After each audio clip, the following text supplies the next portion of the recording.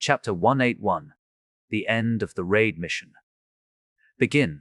The soldiers quickly stormed inside the eastern region with an energy that had never been seen before. It couldn't be helped. They had seen hell today from that ambush and finally could finish everything.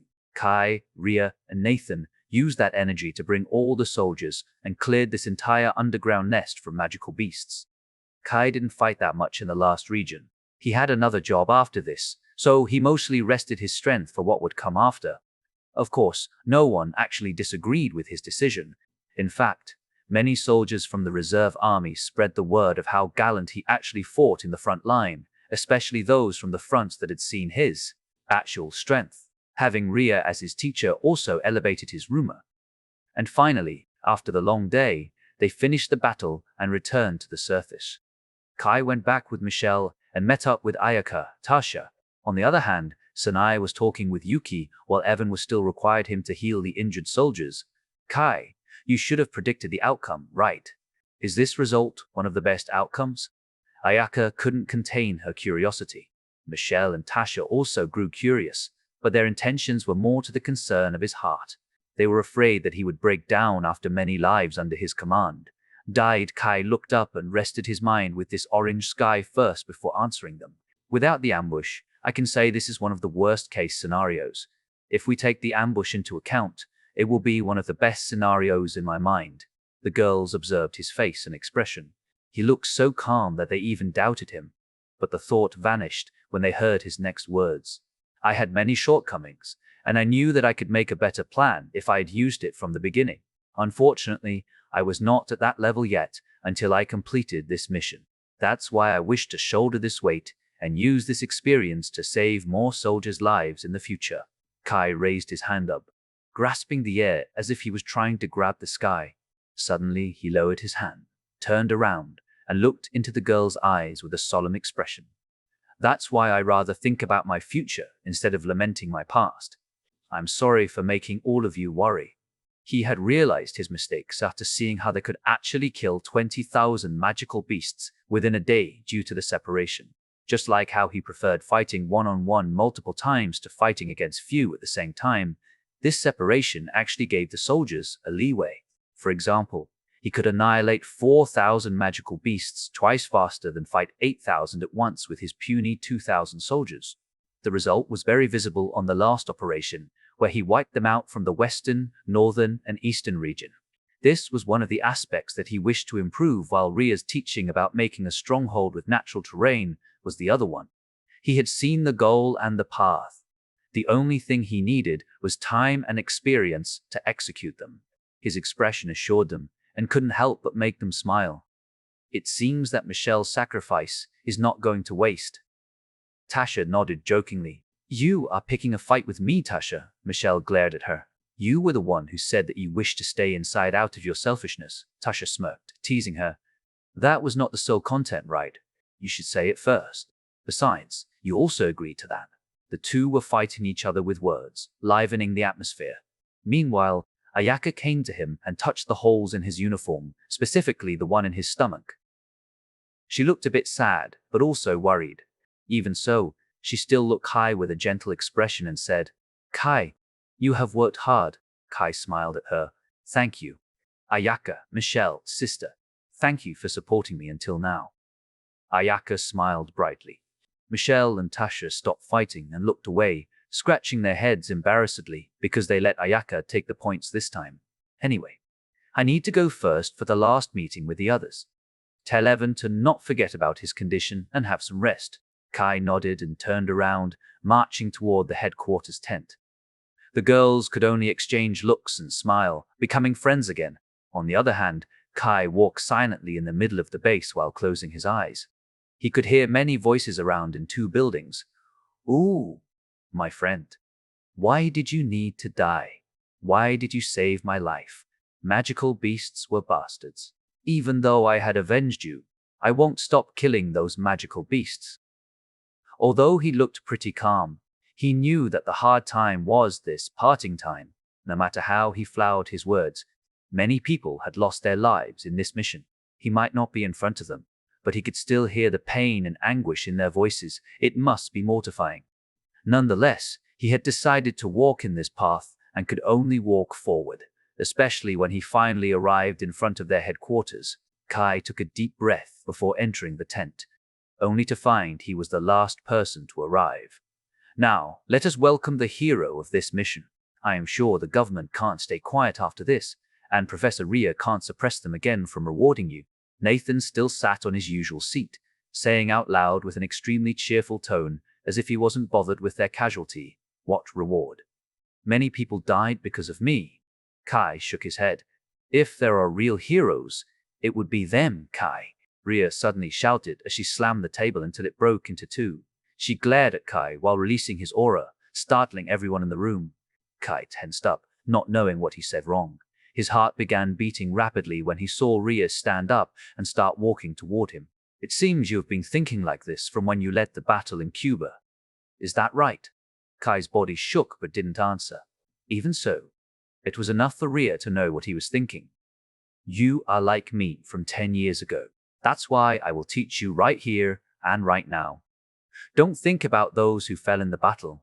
Instead, think that you saved 4,000 soldiers' lives. There are several more consequences that we need to pay. If they successfully massacre our people inside, they might roam around and strike the soldiers that have been keeping the border safe or make their way toward the base. How many lives do you think will die before we can stop them? If you can't, I will train you once more for a year. Her threat aside, he closed his eyes and smiled, knowing that everything she said was right. It was only a matter of perspective. The first one would be the perspective of the media that would make even a small mistake blow up. The second one would be how he should strive so as to not repeat the same mistake. I'm sorry, teacher. I was wrong, Tisha. Rhea clicked his tongue. Kai was speechless, not knowing why she clicked her tongue, as if she wanted to train him for a year. Yet, this action of hers cheered him up a little bit. Cough. Nathan faked a cough before saying, Anyway, we should proceed with the last meeting first, so we can rest after this, Kate. The last commander, Reserve Army's Commander Kate, stepped forward. First of all, I'm very sorry that I can't fight this time due to several reasons. Hence, leave the restoration and any idle tasks to me. All of you can rest after this. Kate paused for a moment and grabbed a paper in front of her. I have gotten the statistics for our battle. There are 754 soldiers with light injuries, 954 soldiers with heavy injuries, and 954 deaths. Our original number was 272 people, including the teacher and other support staff. In other words, there are still 318 people alive. The soldiers who have light injuries will be treated by medical teams, while the ones with heavy injuries are handled by Evan Young. However, there are 496 people need to have an early retirement due to the injuries. We can only recover 11024 dead bodies because magical beasts ate the rest. Even so, we will hold a military funeral for all of them. Granted, I will talk with the government about it, so you can proceed with the preparation. I will make sure all of them get the compensation they deserve. Nathan nodded solemnly. I understand. Then I will continue my report. The 2 special corpses will be handled by the military under General Nathan's and General Rhea's supervision. All of the soldiers will be carried to the base the day after tomorrow, while I and the rest of 100 soldiers will stay behind to watch over the underground nest until the reinforcements from the base arrive to take over. That's all the report. Nathan thought for a moment and nodded. I will handle a few paperwork after this. But let me tell you this. All of you have really worked hard, and I thank you as the general. Truly, thank you. Rhea Ross snorted, looking at his sincere face. Even so, she was still the first one to clap her hands. The rest also followed to clap their hands, knowing that this battle finally ended. Yet, Rhea Ross didn't forget to whisper something to Kai. Meet me after this. Chapter 17A2, Military Rank. As soon as the meeting ended, Rhea and Kai walked together to the top of the building. It seemed to be a serious matter since she acted a little suspicious like this, but Kai also felt that this matter would be closely related to the protector. Teacher, what do you want to talk about? Kai looked into her serious face. Judging by your expression, it is either a serious matter for you or a grave matter for me. Else, you won't have this kind of serious expression. It's about you, but not really a grave matter. She shook her head. Then it's going to be about the protector. Kai furrowed his eyebrows. Exactly. But I don't see the connection here. Ria took a deep breath first, as if she just wanted to mention a troublesome matter. Why did you think you don't get military achievement this whole time? You have been suppressing it, right? Kai asked, recalling what Nathan said earlier. Indeed. However, I didn't suppress them in the way you're thinking. Haha. Kai opened his mouth and didn't know what to say. He couldn't read the conversation at all, and by the looks of it, it would surely be a hassle. What do you mean, you actually have a military rank? Why don't you log into your account and check your current ID? Ria suddenly uttered a weird request. Kai's heart started beating rapidly, feeling something bad was coming. His anxiety was answered when he looked at his ID card. ID 0S7 or 164874448 US base. Name Kai Carter. Chief Warrant Officer 4 age 18 gender male education Elite Magic Academy physical rank S magic rank D720. I don't see it wrong, right? Kai scratched his head for the moment, asking whether his eyes were playing with him or not. You are not. How can I become an officer? You know about enlisted and officer, right? Yeah. Enlisted personnel have specialties within the military. They perform specific job functions and have the knowledge, skills, and abilities to ensure the success of their unit's mission. Officers manage enlisted personnel. They assign missions, provide orders, and give tasks. Kai nodded. Even though he originated from United Asia, he had some knowledge about it. To be honest, officer was what he was aiming for in his future. However, all the things he saw literally shocked him. Never did he expect that he had a military rank this whole time. I don't have to explain it to you then. Ria nodded. First of all, your achievement for the battle in Prince Rupert and Cuba didn't go unrecorded. You proved yourself to be a commendable officer, yet with the specialty of enlisted soldier. Naturally, the government wanted to confer you a rank befitting yourself due to your status as Michelle's fiancé and planned to nurture you since young. Nathan and I agreed to it. In fact, you already had one after the Battle of Prince Rupert. That was why Nathan offered you to be a strategist in Cuba. After that, Cuba, he directly recommended you to be the strategist on this battlefield. Unfortunately, that battle had changed your fate completely. Ria finished it with a disappointed sigh. My fate has completely changed. Kai furrowed his eyebrows. Will I get more trouble because of this? You will certainly get in a lot of trouble. Ria paused for a moment, creating a misunderstanding for Kai. He could only think about the bad side of his fate. Yet, it turned out to be different when Ria continued. Normally, students wouldn't have a military rank until they graduated, except you who have my backing, and Graham family, of course. The government might hasten your progress by involving you in many missions and force you to accept the promotion. Why would they do such a thing? It won't be normal, and others won't like it. They might even make trouble for me. Kai crossed his arms, appearing to be annoyed. I said it earlier. The war in Cuba changed your fate. Although it was very vague and confusing, the protector that we had not much information actually acknowledged you. Nathan obviously reported it to the government because it was a matter of importance. Even I wouldn't lie about it to the government. After this mission, they'll be more convinced that you might hold the key to learn the existence of this protector. If the government raises your rank, they will have more excuses to send you into the wars and have more opportunities to learn about this protector thing, because there will be a huge chance for a protector to appear. This is one of my reasons for joining the war. Ria nodded with a serious face.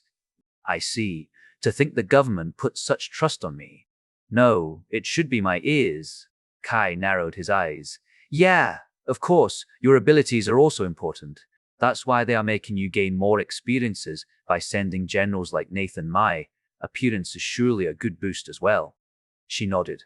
Teacher, can I ask you one thing? Ask, what is the protector anyway? Where do they come from? I know nothing about what they are, while the place they come from is only filled with rumors. Ria paused for a moment. If you think rumors are not your cup of tea, then I won't explain it to you. Rumors can be right or confuse us. This is especially true. When we know too much at one time, we won't be able to discern which one is true or wrong anymore. Kai looked into her eyes and asked, Does teacher trust those rumors? 70%. Then I will hear it. You already know about the birth of magic power, right? And where did they come from? It's the Atlantic Ocean, specifically the Bermuda Triangle, right? You are right. Rhea nodded. I won't say anything like conspiracy theory saying there is an Atlantis or whatever there, but I certainly know that those protectors can only be spotted either from US base or EU base. There is not a single report in United Asia.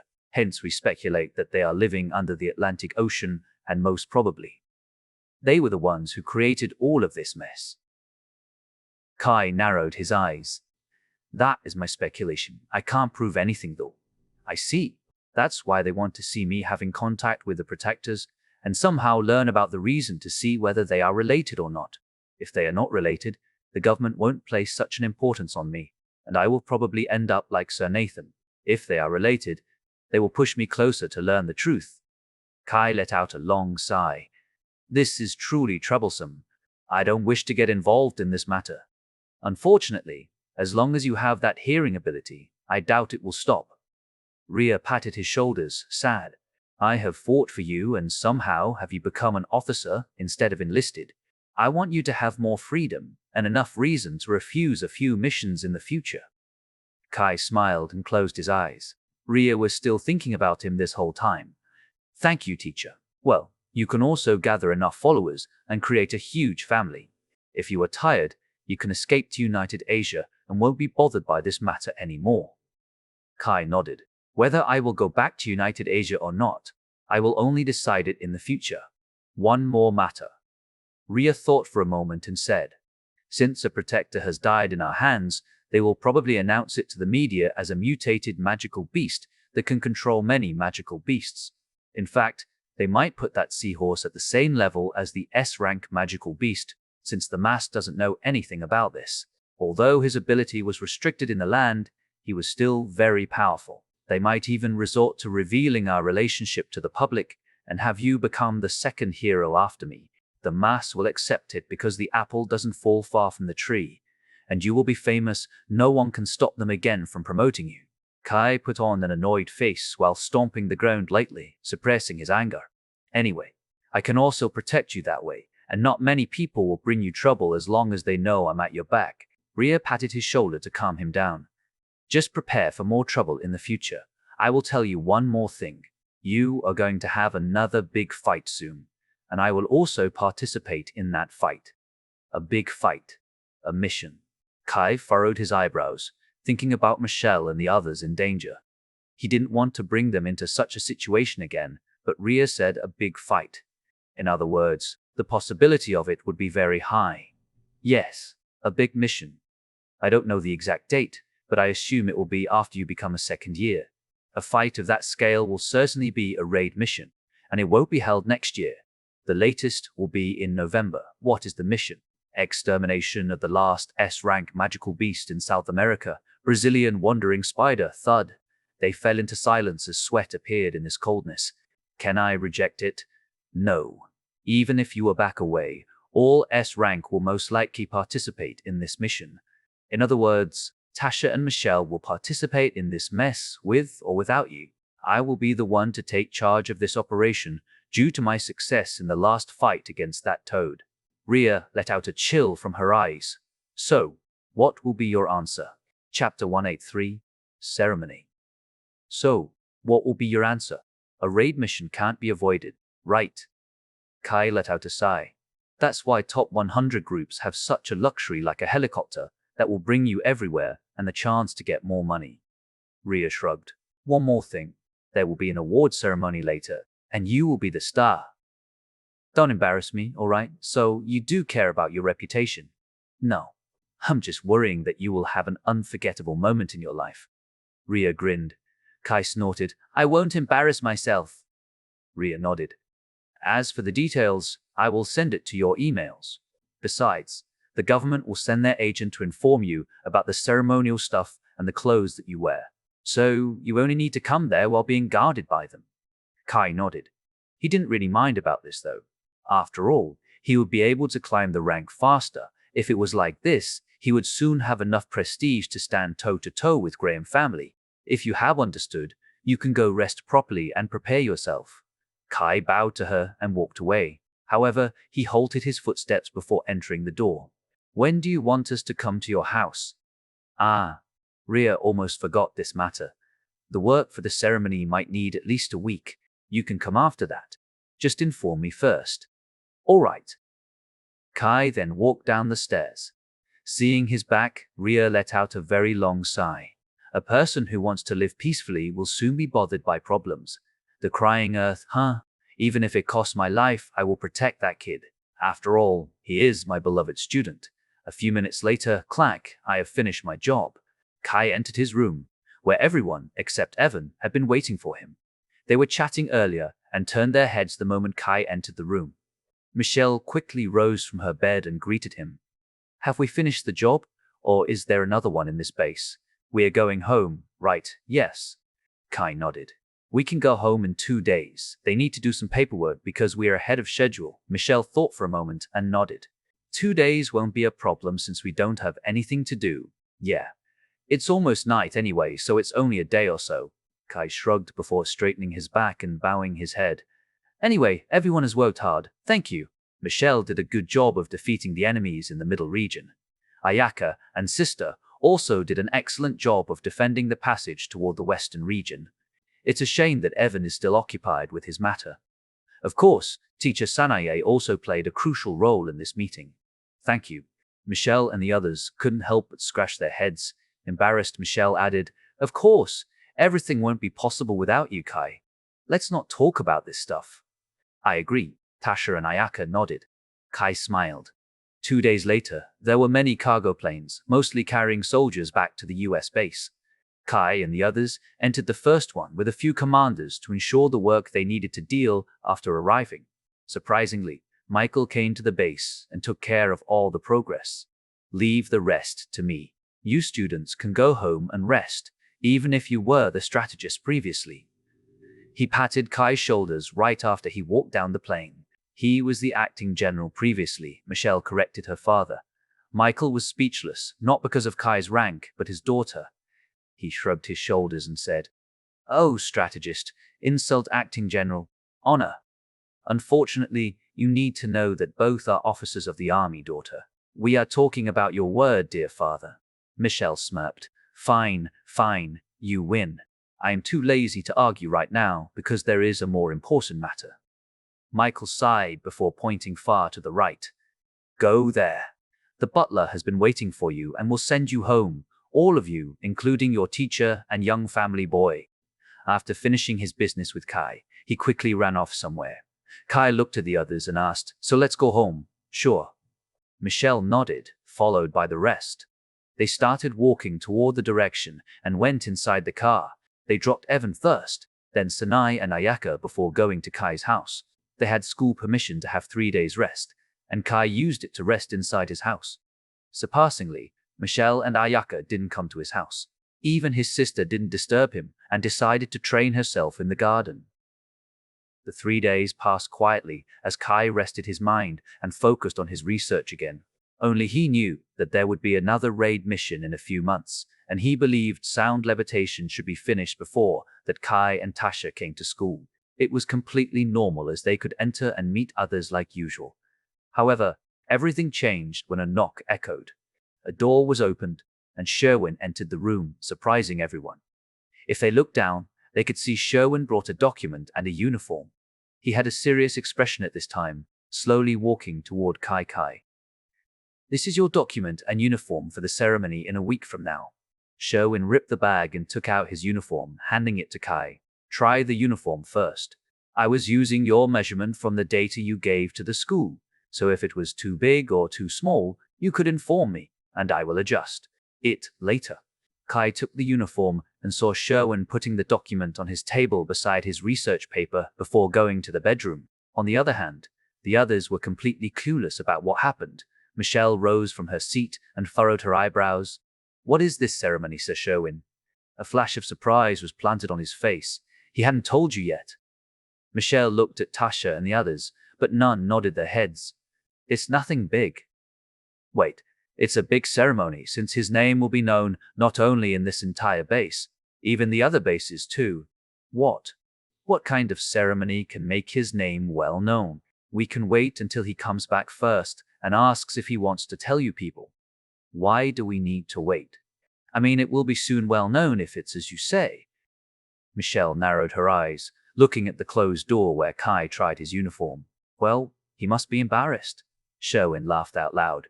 He had been too busy in the past few days and finally got a good laugh. I wasn't embarrassed. I just thought I didn't need to tell you guys since you would know within a few days.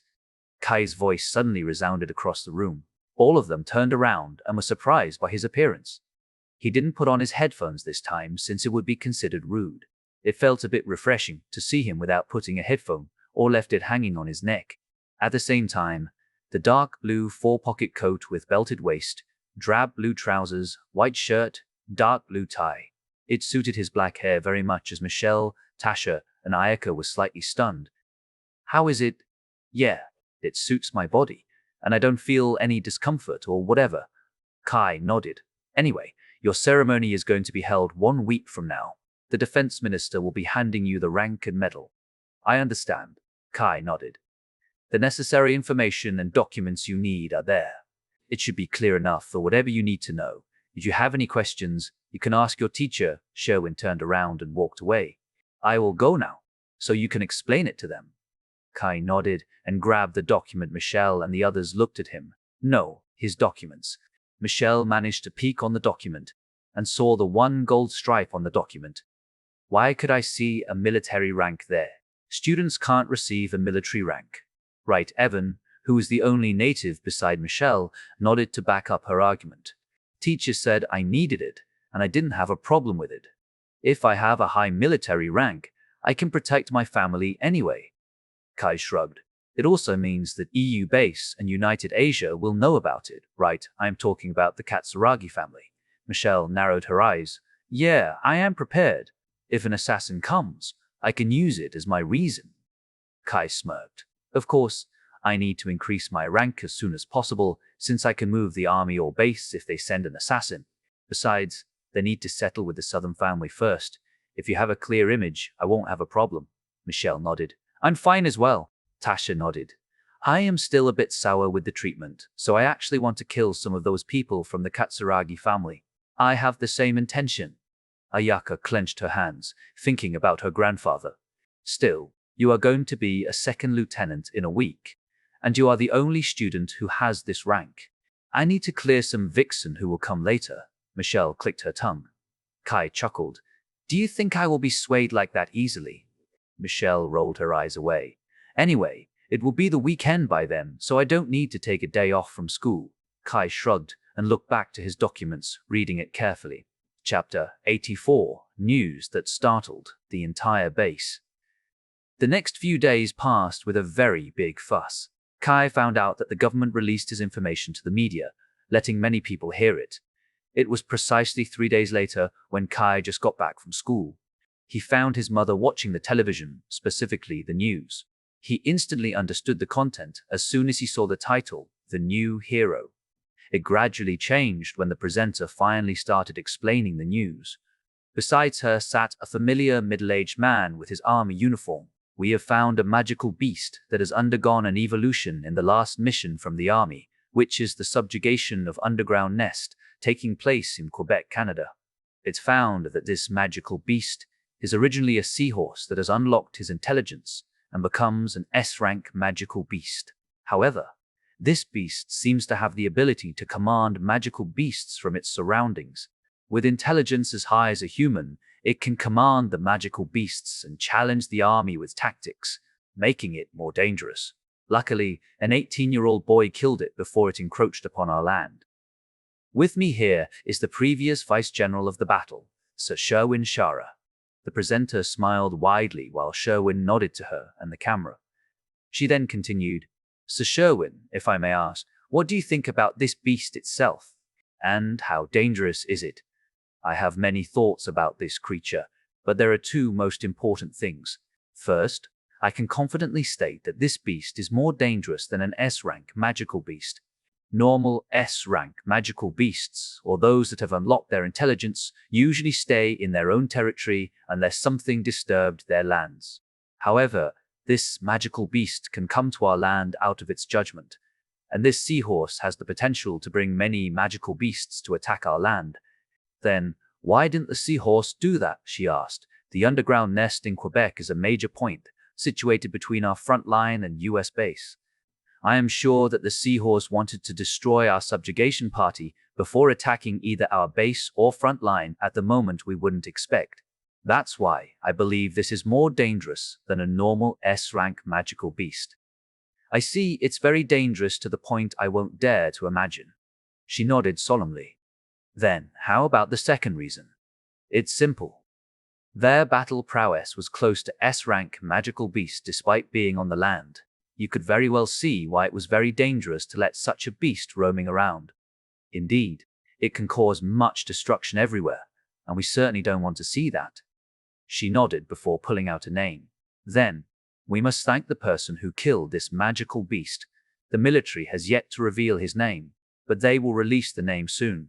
What do you think about this person, Sir Sherwin? I was fortunate to have a cooperation with him in the previous mission. His name will be revealed in a military ceremony where we will make an exception for him and reward him with military rank. We have never done this to a student, but he is worth it. Even the president has big hope for this boy to grow. His first achievement came from the battle in Prince Rupert. He led his group to aid a military base and managed to destroy more than 5,000 magical beasts by commanding only a few hundred soldiers. That is a very incredible feat if you are in the military.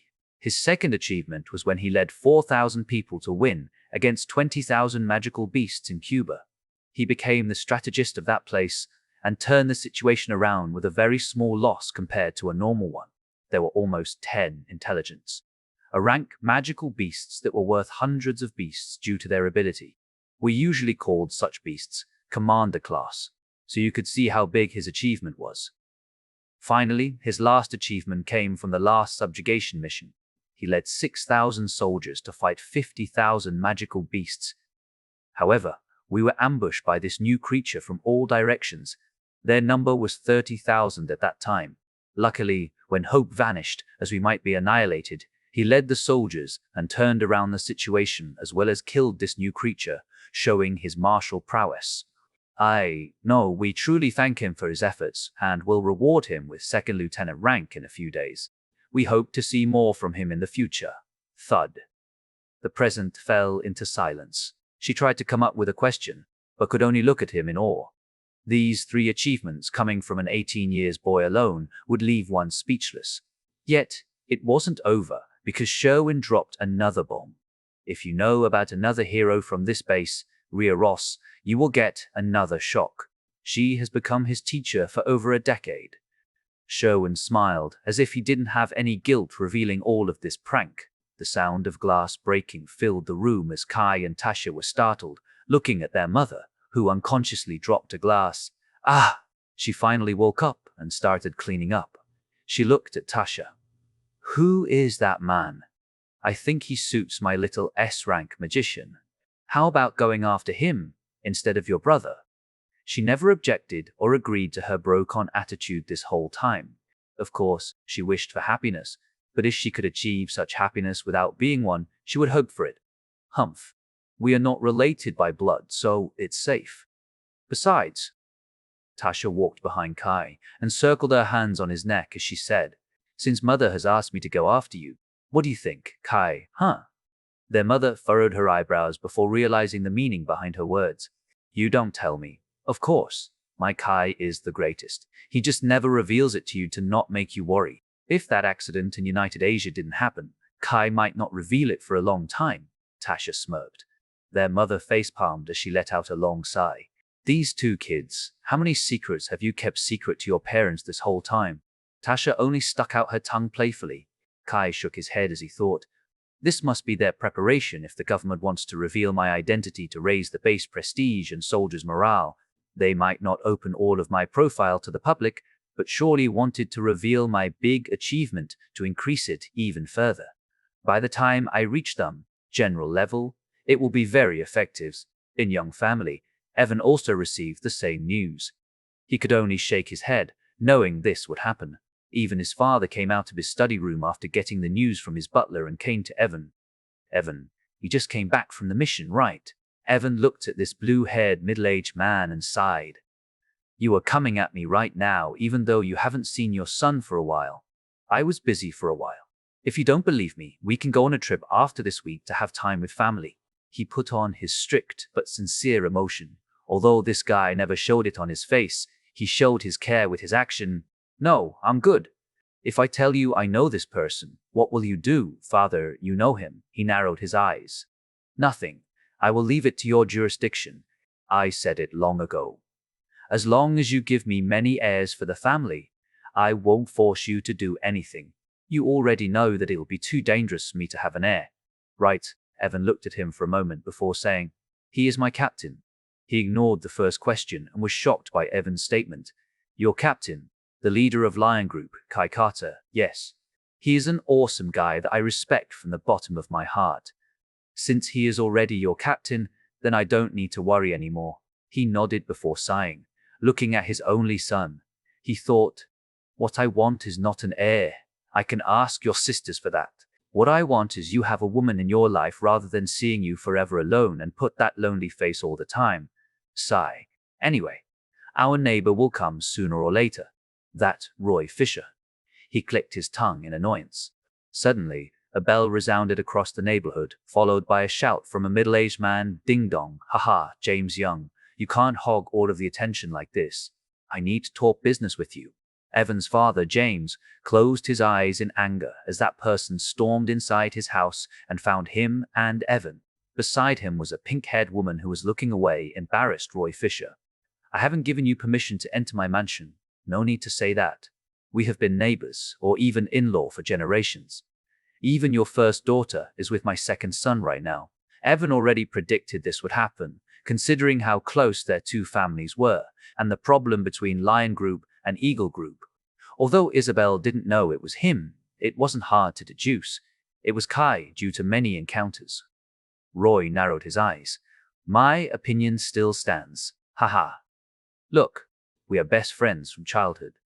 So, cut me some slack. I have a discussion with you. Get out. Chapter 185 Ceremony. The rumors spread around for a few days. Everyone, whether they were students, teachers, citizens, soldiers, was talking about this mysterious person that had such a feat. However, the people from Prince Rupert, Cuba, or even the subjugation force who saw Kai's performances with their own eyes, knew he was the mysterious person. They rejoiced in their own bases. If they were not stuck inside their respective bases, they would tell the story to others.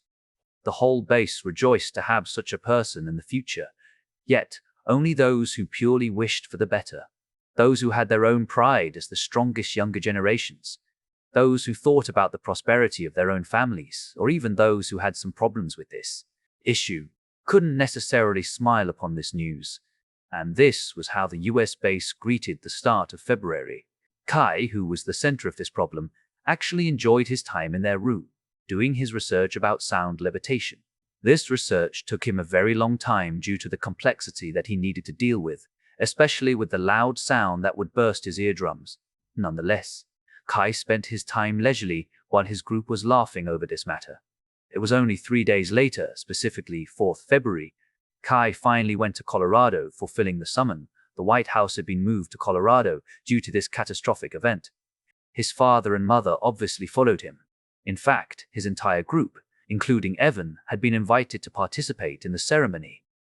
In the morning, ding, someone rang the bell in their room. His family went ahead so they could talk with those who knew Kai. On the other hand, Kai was still busy with his uniform and stuff. Wait a minute, Kai shouted from the inside before reaching the door. You are ready, kid. No, I should say. Are you ready, Second Lieutenant Kai Carter? Sherwin was the one waiting for him. Please don't joke about it, Sir Sherwin. You know that I am not good with that formal stuff, right? Kai shrugged. Haha, I am too excited at the moment.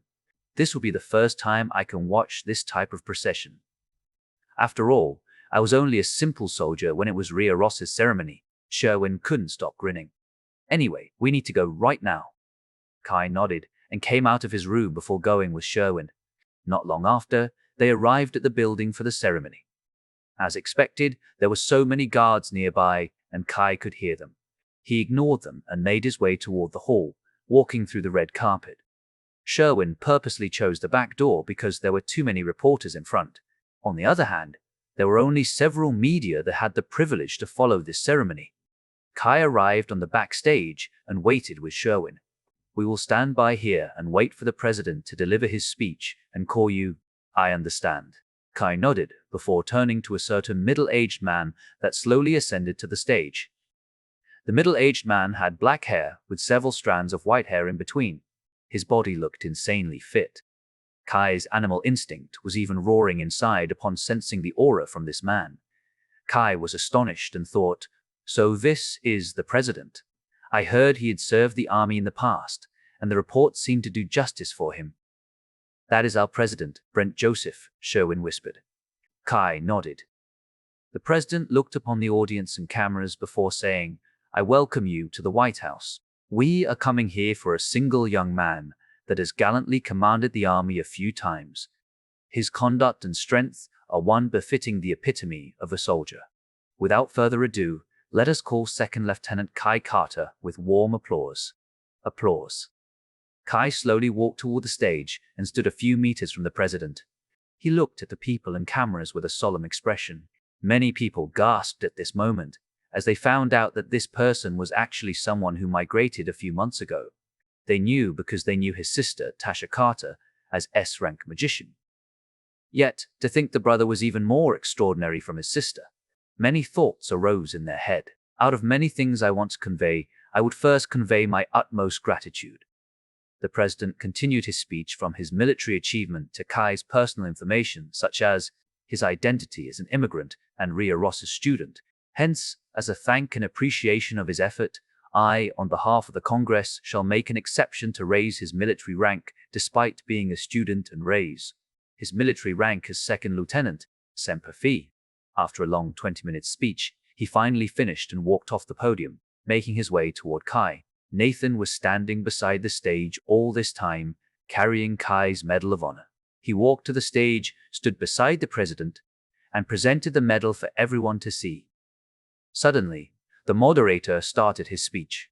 "President of the U.S. base, in the name of Congress, takes pleasure in presenting the Medal of Honor to Second Lieutenant Kai Carter for conspicuous gallantry and intrepidity at the risk of his life above and beyond call of duty while serving as a strategist in Quebec underground nest subjugation." Without hesitation and with the permission of General in Charge Nathan Graham, Second Lieutenant Kai Carter took command of the entire army in an attempt to stop a certain annihilation by 30,000 magical beasts and a mutated magical beast capable of commanding magical beasts with strategies and tactics. He managed to kill the mutated magical beast and took command in subjugating the rest of magical beasts with minimum loss. By his undaunted courage, bold fighting spirit, and unwavering devotion to duty in the face of certain death, Second Lieutenant Kai Carter reflected great credit upon himself and upheld the highest tradition of the army. As soon as the moderator finished his speech, Nathan and Brent looked at each other as Nathan presented the medal to him. After that, the president went behind him and put the medal on Kai's neck. He then moved to his front and shook Kai's hand. "I have high hope on you. Thank you." Kai nodded with a solemn expression. Another round of applause filled the room. In the back, his father, James Carter, could only shake his head. "I fail as his father. To think I have become his burden this whole time. Haha. Don't say that, father. You have fulfilled your job as a father splendidly. I can vouch for you." Kai is just that different. Yet, he still considered you as the dearest family. Can't you see it from his action? You are the best father he. "No, we can hope for," Tasha corrected him before hugging her mother. "Of course, Mom is the same." The two parents couldn't help but smile. Near them, Ayaka and her parents also attended the ceremony, no matter how busy they were. There was also a sense of pride, as if Kai was their own son. Even Kudo Yoshihiro almost cried and thought, "Father, Ayaka will be fine. We don't need to worry about her anymore." Far from their seats, Roy Fisher and James Young were talking with each other. On the other hand, Isabel and Evan looked away, annoyed. After all, they were talking about a marriage between the two, considering Isabel and Evan were childhood friends like them. That was why Evan knew Isabel and how different Isabel acted to Evan. For Roy Fisher, Evan was already an included package with Kai Carter. On the other hand, James Young only thought about getting Evan a woman to brighten his life. Still, United Asia has lost so much by chasing him away, said James while narrowing his eyes. I agree. I wonder what kind of face they put right now. Roy nodded in agreement. Unlike our government system, theirs was worse since they were too useless against the families. Indeed, what I want to see is the face of those who chased him away. Roy and James smirked evilly. Still, they might send an assassin to him. James sighed. Don't worry, it won't be too soon. The president should be aware of this situation. By presenting the Medal of Honor and military rank, he could openly protect Kai as well as make him stay in this base. True enough. He must have made his preparation to guard Kai Carter. No, it should be his parents. They suddenly turned serious. Meanwhile, in the student council room sat 4 people astonished by the news. The president and vice president, Brian and Mia, exchanged looks and smiled. It seems Michelle's man is one of a kind. It could be said he is a freak. Brian took a deep breath to calm himself down. He was pretty happy to know that Michelle chose a man that could protect her. Indeed, to think he is actually that Rhea Ross's student. It's truly surprising. Mia nodded before looking at the other two. How is it? He is a great man, right? Humph, I wasn't questioning his credibility. I just worried about Michelle's safety. The secretary, Lexis, looked away. As long as that little girl is happy, I don't mind. Theo, the treasurer, nodded in agreement. They first doubted him because he was only a new person in this base. Hence, they followed him in every mission by reading the report and were satisfied. Mia and Brian smiled at these two and wished Michelle the best. The euphoria filled the entire base. The young men were inspired by him, thinking they could impress girls this way. The young girls looked at Kai's face, wondering if there was one like Kai nearby. Unfortunately, these were not the end. They sent goosebumps for not only the US base, but also the EU base and United Asia, especially 3 important people. Chapter 86. The World's View. In United Asia, specifically inside Katsuragi family mansion, stood many people, watching the big news of a new hero. The revelation shocked them to the core, as they couldn't expect the boy identity. Many men became candidates, as they were already prominent figures in US base, but never did they know the new hero. And Rhea Ross's student was Kai Carter, the man they chased away from this place. Akagi Dono, Ikeda Kenzo, who had joined forces with Katsuragi family, obviously watched this news together with them. He looked at the distorted face of Katsuragi's family head. Damn! Katsuragi Akagi released his aura and shouted in anger. No, I should have expected something like this. He was already abnormal from his age alone, and I should kill him in this base to avoid future problems like this. No one in the room dared to speak because they knew his anger was at its peak. Only Ikeda Kenzo, who was equal to him, broke his silence. Akagi Donoi, what should we do now? Send assassins to him. Do you think we can kill him now? Akagi gritted his teeth and shouted. Those southern barbarians still watch our movement. If we send too little, there will be no way the US base will let them live, and that brat must also have a way to kill them. If we send too many, those barbarians will attack us. Even Ikeda Kenzo knew this, but Kai's progress was actually beyond his imagination. He always believed that he was the abnormal one, despite having an S-rank magician as his sister. Yet, 2 emotions conflicted in his mind at this moment, preventing him from making a good question. On one hand, he was happy that he could see a young man that could shoulder all of that. On the other hand, he didn't know whether his previous actions would lead to which future. Would it be where his family died upon Kai's revenge? Or where Kai didn't avenge the grievances and stayed quiet on the US base? Kenzo closed his eyes and sighed. If that young man rises, the moment his sword comes to our neck will be the day we perish. We can only fight the southern family first before doing anything. To Kai Carter, there is also a possibility of him sitting there quietly without a single thought of revenge. Kenzo looked at Akagi. I won't believe that boy can think like that.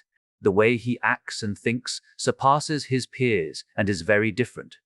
As long as there is a chance of revenge, I will eliminate him. Akagi shook his head. The southern family is slowly crumbling because of our force, and the government has pulled away from this affair. I will finish this battle within 3 years and kill that brat. Still, it's not over yet. But that boy has reached second lieutenant rank. One believe in another year he will be a major. If he reaches general rank, I'm afraid we can't kill him. At the same time, they might try to attack us and join forces with Southern family to remove our families. Kenzo sighed. What he actually worried about wasn't the Katsuragi family or their ambition. He just wanted to extend his lifespan even a little bit. Unfortunately, he had fallen deeper and deeper into Katsuragi Akagi's plot to the point he couldn't break free. It's only because of their S rank. If I can remove their S rank, I can destroy them within 2 years or less. Akagi released his killing intent. Anyway, I will change our tactics to speed up the process. If we are able to destroy them before that brat takes his revenge, we can absorb those barbarians for a moment to stop that brat from revenge. He might bring US-based soldiers to attack us. Ikeda Kenzo sighed. The two continued talking about their plan to end this situation. Meanwhile, under the water, a certain mermaid just got the information from her subordinate. Her expression turned grim as she slowly took a deep breath and ordered the dolphin that accompanied her everywhere. Hyora Trill Aogo, we will proceed with the second phase. The dolphin nodded and swam away, still to think the human killed him. Although it was on the land and Ra was our weakest one, his strength shouldn't be underestimated. Unfortunately, I can't watch the battle because it will raise suspicion. Besides, the original plan was to have him escape there and inform me of everything. I wonder if he knows why this earth is crying right now. The mermaid closed her eyes and shook her head in disappointment. Nonetheless, he should reach far enough. The problem is what will be his take in the future. The mermaid closed her eyes and looked down on the seabed, stroking the ground with her hand. I wonder if humans will understand you.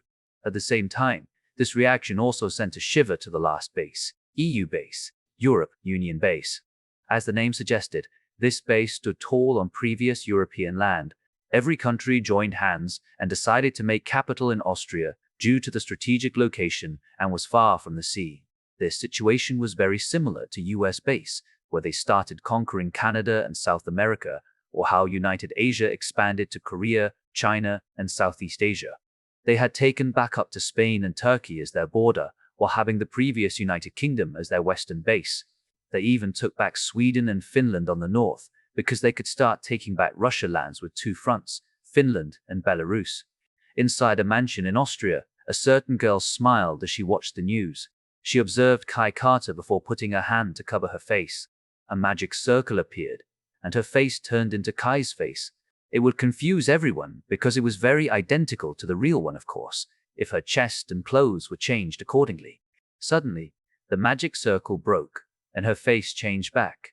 I see. This is interesting. I could mimic everyone's face with my ability as a Gemini, but I couldn't do it on him. This only happened when I tried mimicking another zodiac. This guy must also be one of the zodiacs. The question is, which zodiac? Wait. I think I know Fufu. This is really getting interesting. The lady grinned as she fixed her long, wavy white hair. Ah, Fan, are you there? A middle-aged man entered the room and bowed his head. Yes, milady. Do you think I can go to the US base, milady? The middle-aged man was confused by her question before truthfully answering her. I am afraid you can't go under normal circumstances. The council won't let you do such a thing. The lady thought for a moment and said, how about our partnership with the US base? I am sure I can use that to go there. Just make me the representative. Miss, your status is. The middle-aged man was sweating profusely. If the lady in front of him asked for it seriously, she would get it, no matter what. You are our zodiac, miss. The only zodiac if you are going there. Isn't it better if I go there? Our partnership is concerning zodiac. Hence, I shall go there. She smirked cunningly. Besides, the council must want to know about this man to choose whether to get him or not. I am the perfect person to do this. But the middle-aged man was still unsure. Enough is enough. The representative should go to their base in 3 months, right? I will inform them to change it so they won't be shocked later. Let's see, what kind of reason can I give them? The lady fell into deep thought and said, that's right. He is a strategist, right? We can bring him here if needed. Who knows if he will love this base and change places? Isn't it good to acquire a new hero? New hero. not listening to the recent news. He was confused. Just say that I will try enticing him to come here. He has changed first from United Asia to the US base. It means there is still a chance to convert him. US base has zodiacs, while United Asia is governed by many families, giving birth to multiple magic practices, unique to each family.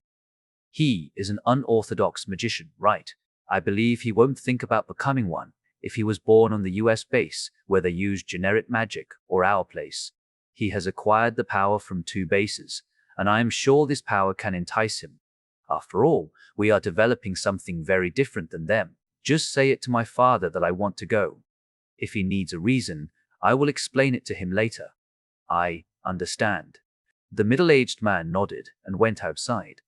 On the other hand, the lady simply sat on her couch and looked at the screen again.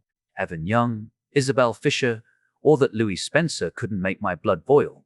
I never believed that they were the second generation of Zodiacs, but it seems I was wrong. To think the first ever Zodiac is actually real and he had been hiding in United Asia this whole time. I need to investigate his whole information first. Due to her mimicking ability, she could feel the other person's feelings, yet the only thing she could feel from Kai was pain. Normally, if her mimicking ability were undone, it would gradually turn her face back. However, the pain that could make one go insane shattered her focus, breaking her magic circle into pieces. Let us see what kind of person you actually are.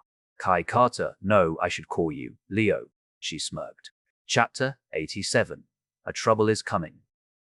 When many people in the world were talking about him, Kai also faced the difficulty where he needed to talk with many people. Most people who came here were either from the media or prominent families. They only wanted to find one thing, which was whether this Kai Carter was a real deal or a fabricated lie created by the government. Unfortunately, they couldn't find a single clue from him due to him putting a poker face all the time and answering them perfectly as if everything was scripted.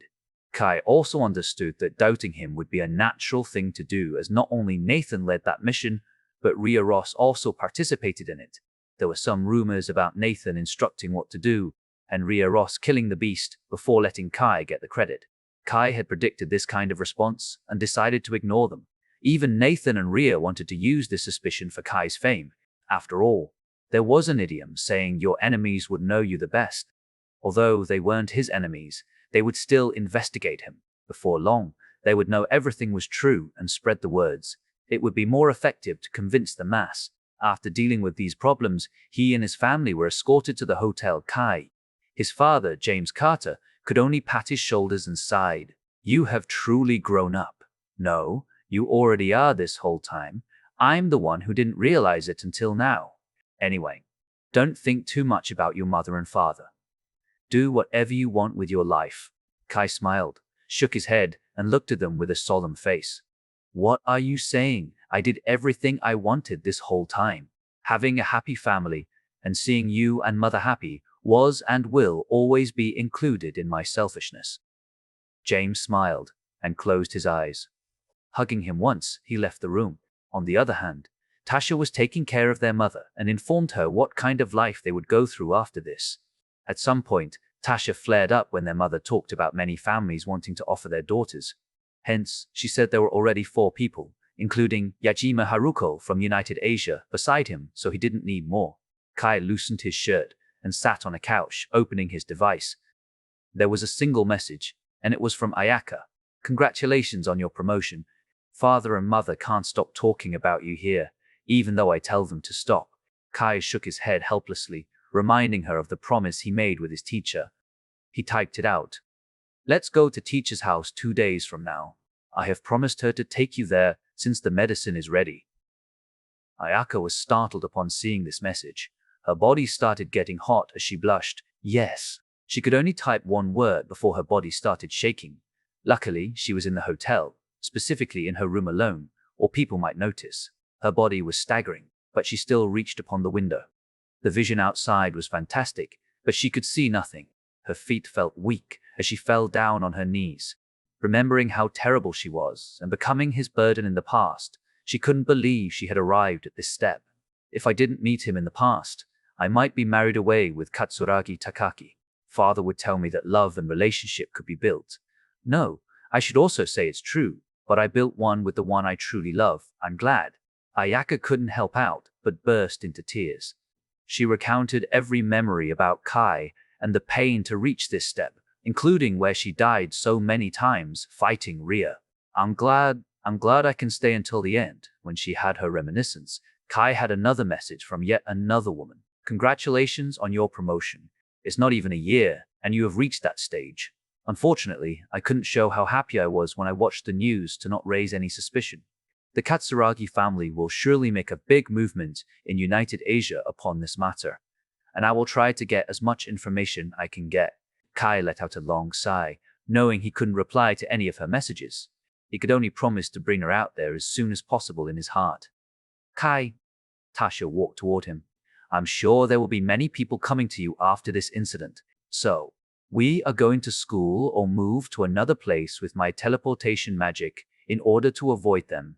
And Sir Nathan has arranged some magicians to protect our father and mother, so we shouldn't worry about them for the time being. I understand.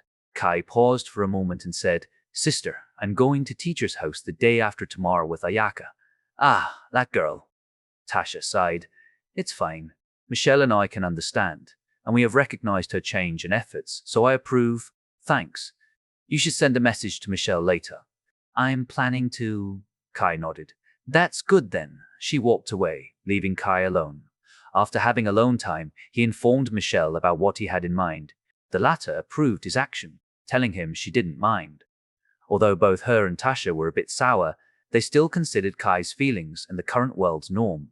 He didn't forget to send a message to his teacher that he would arrive in 2 days. Ria only replied with, okay. Kai then rose from his seat and spent time with his family, since it was better not to go out at the moment due to his sudden rise in popularity.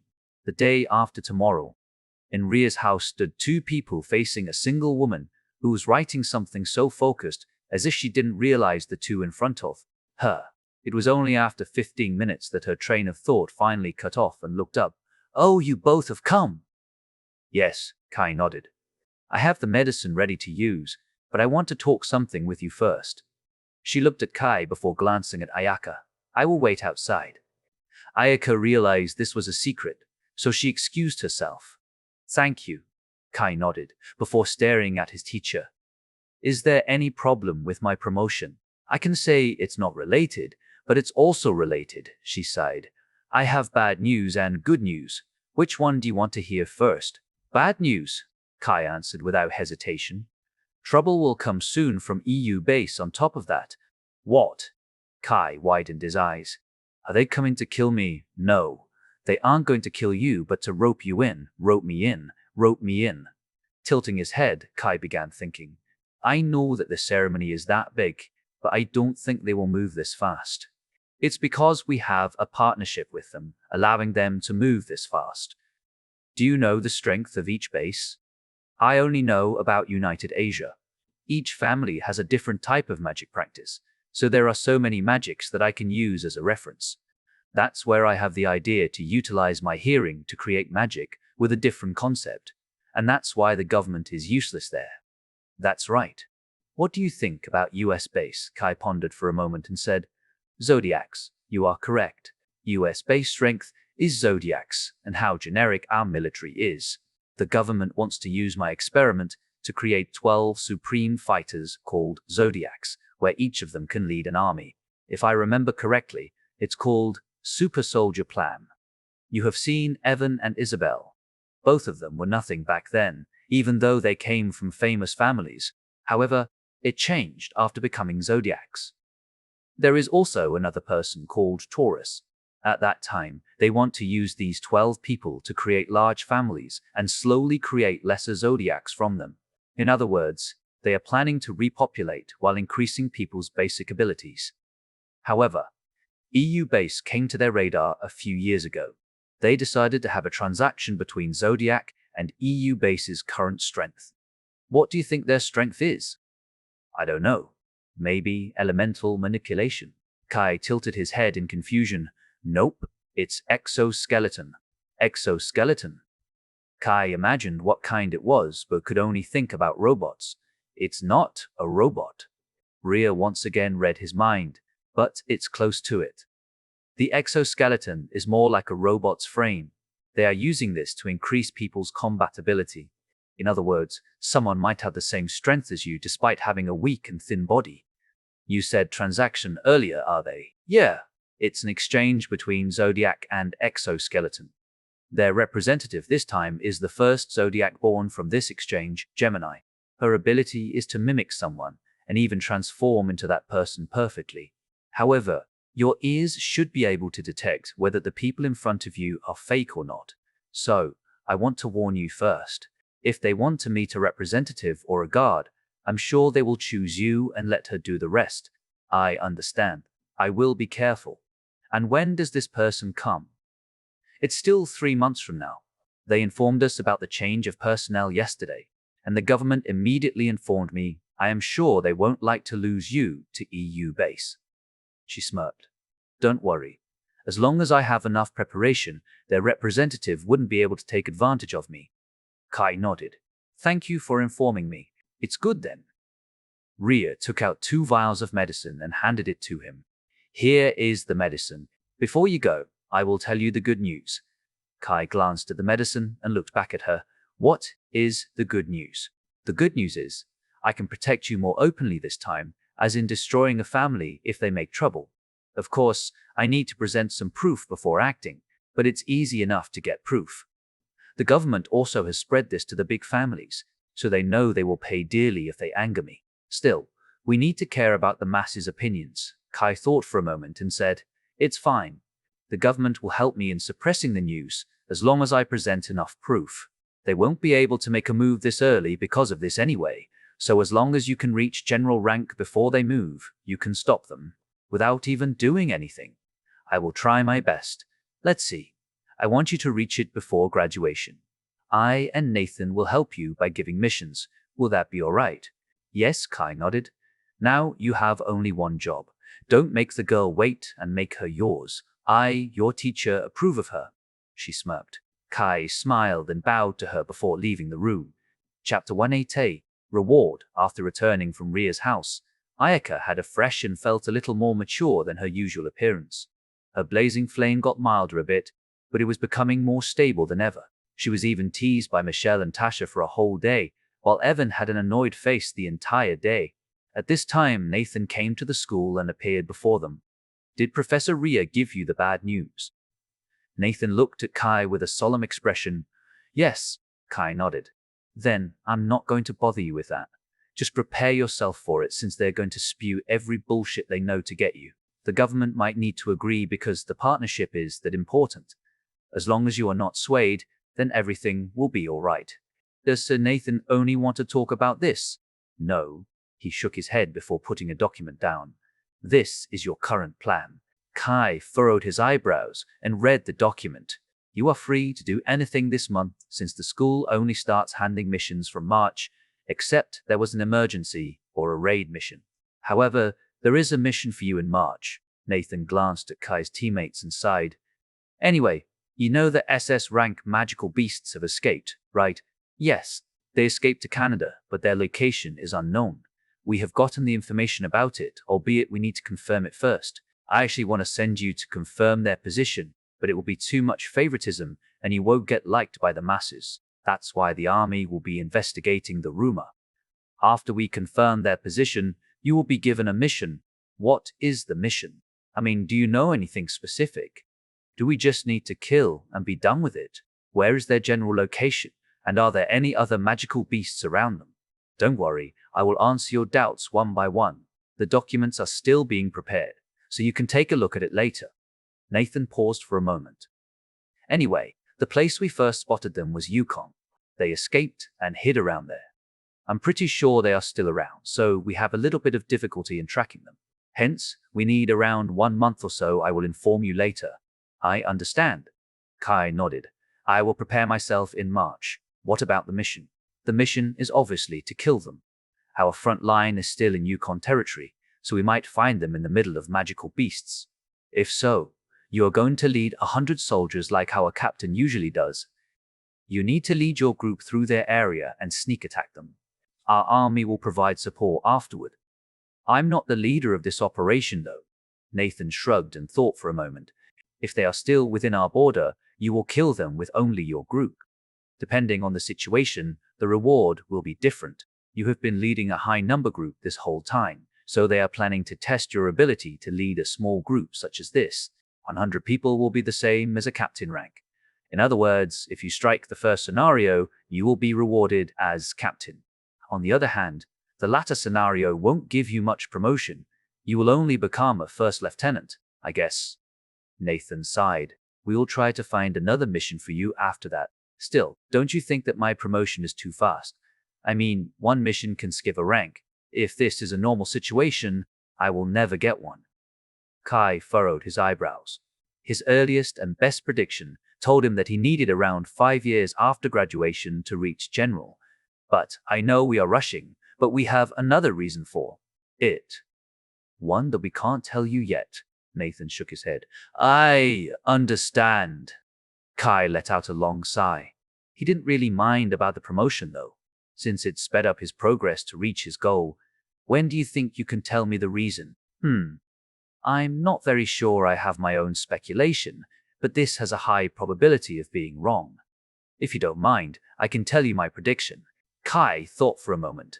There was nothing wrong with knowing, but he was wondering whether the reason would make him think twice, or at least kept getting in his mind.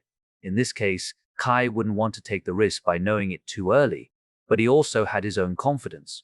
Nathan said it himself that it might be wrong, so there should be nothing wrong to know when. Can you tell me, General? Nathan narrowed his eyes. Get at least 1 star on your shoulder. You might be qualified. 1 star. Kai was dumbfounded. He still had many steps before reaching Brigadier General, so he buried this thought deep inside his mind.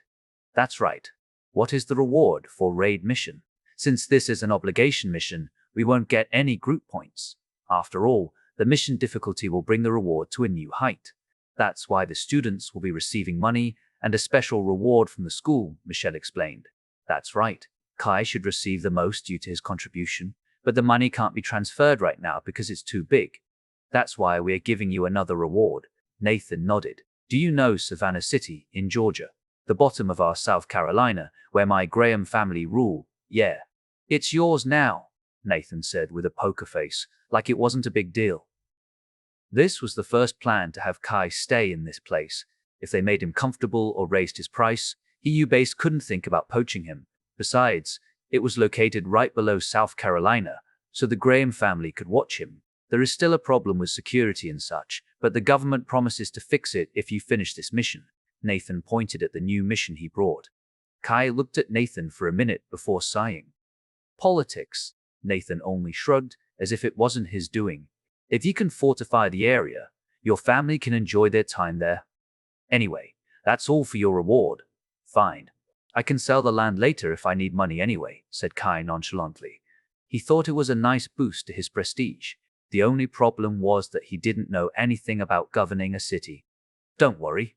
The government won't change the personnel, so it won't trouble you. All right then, Kai nodded. One more thing.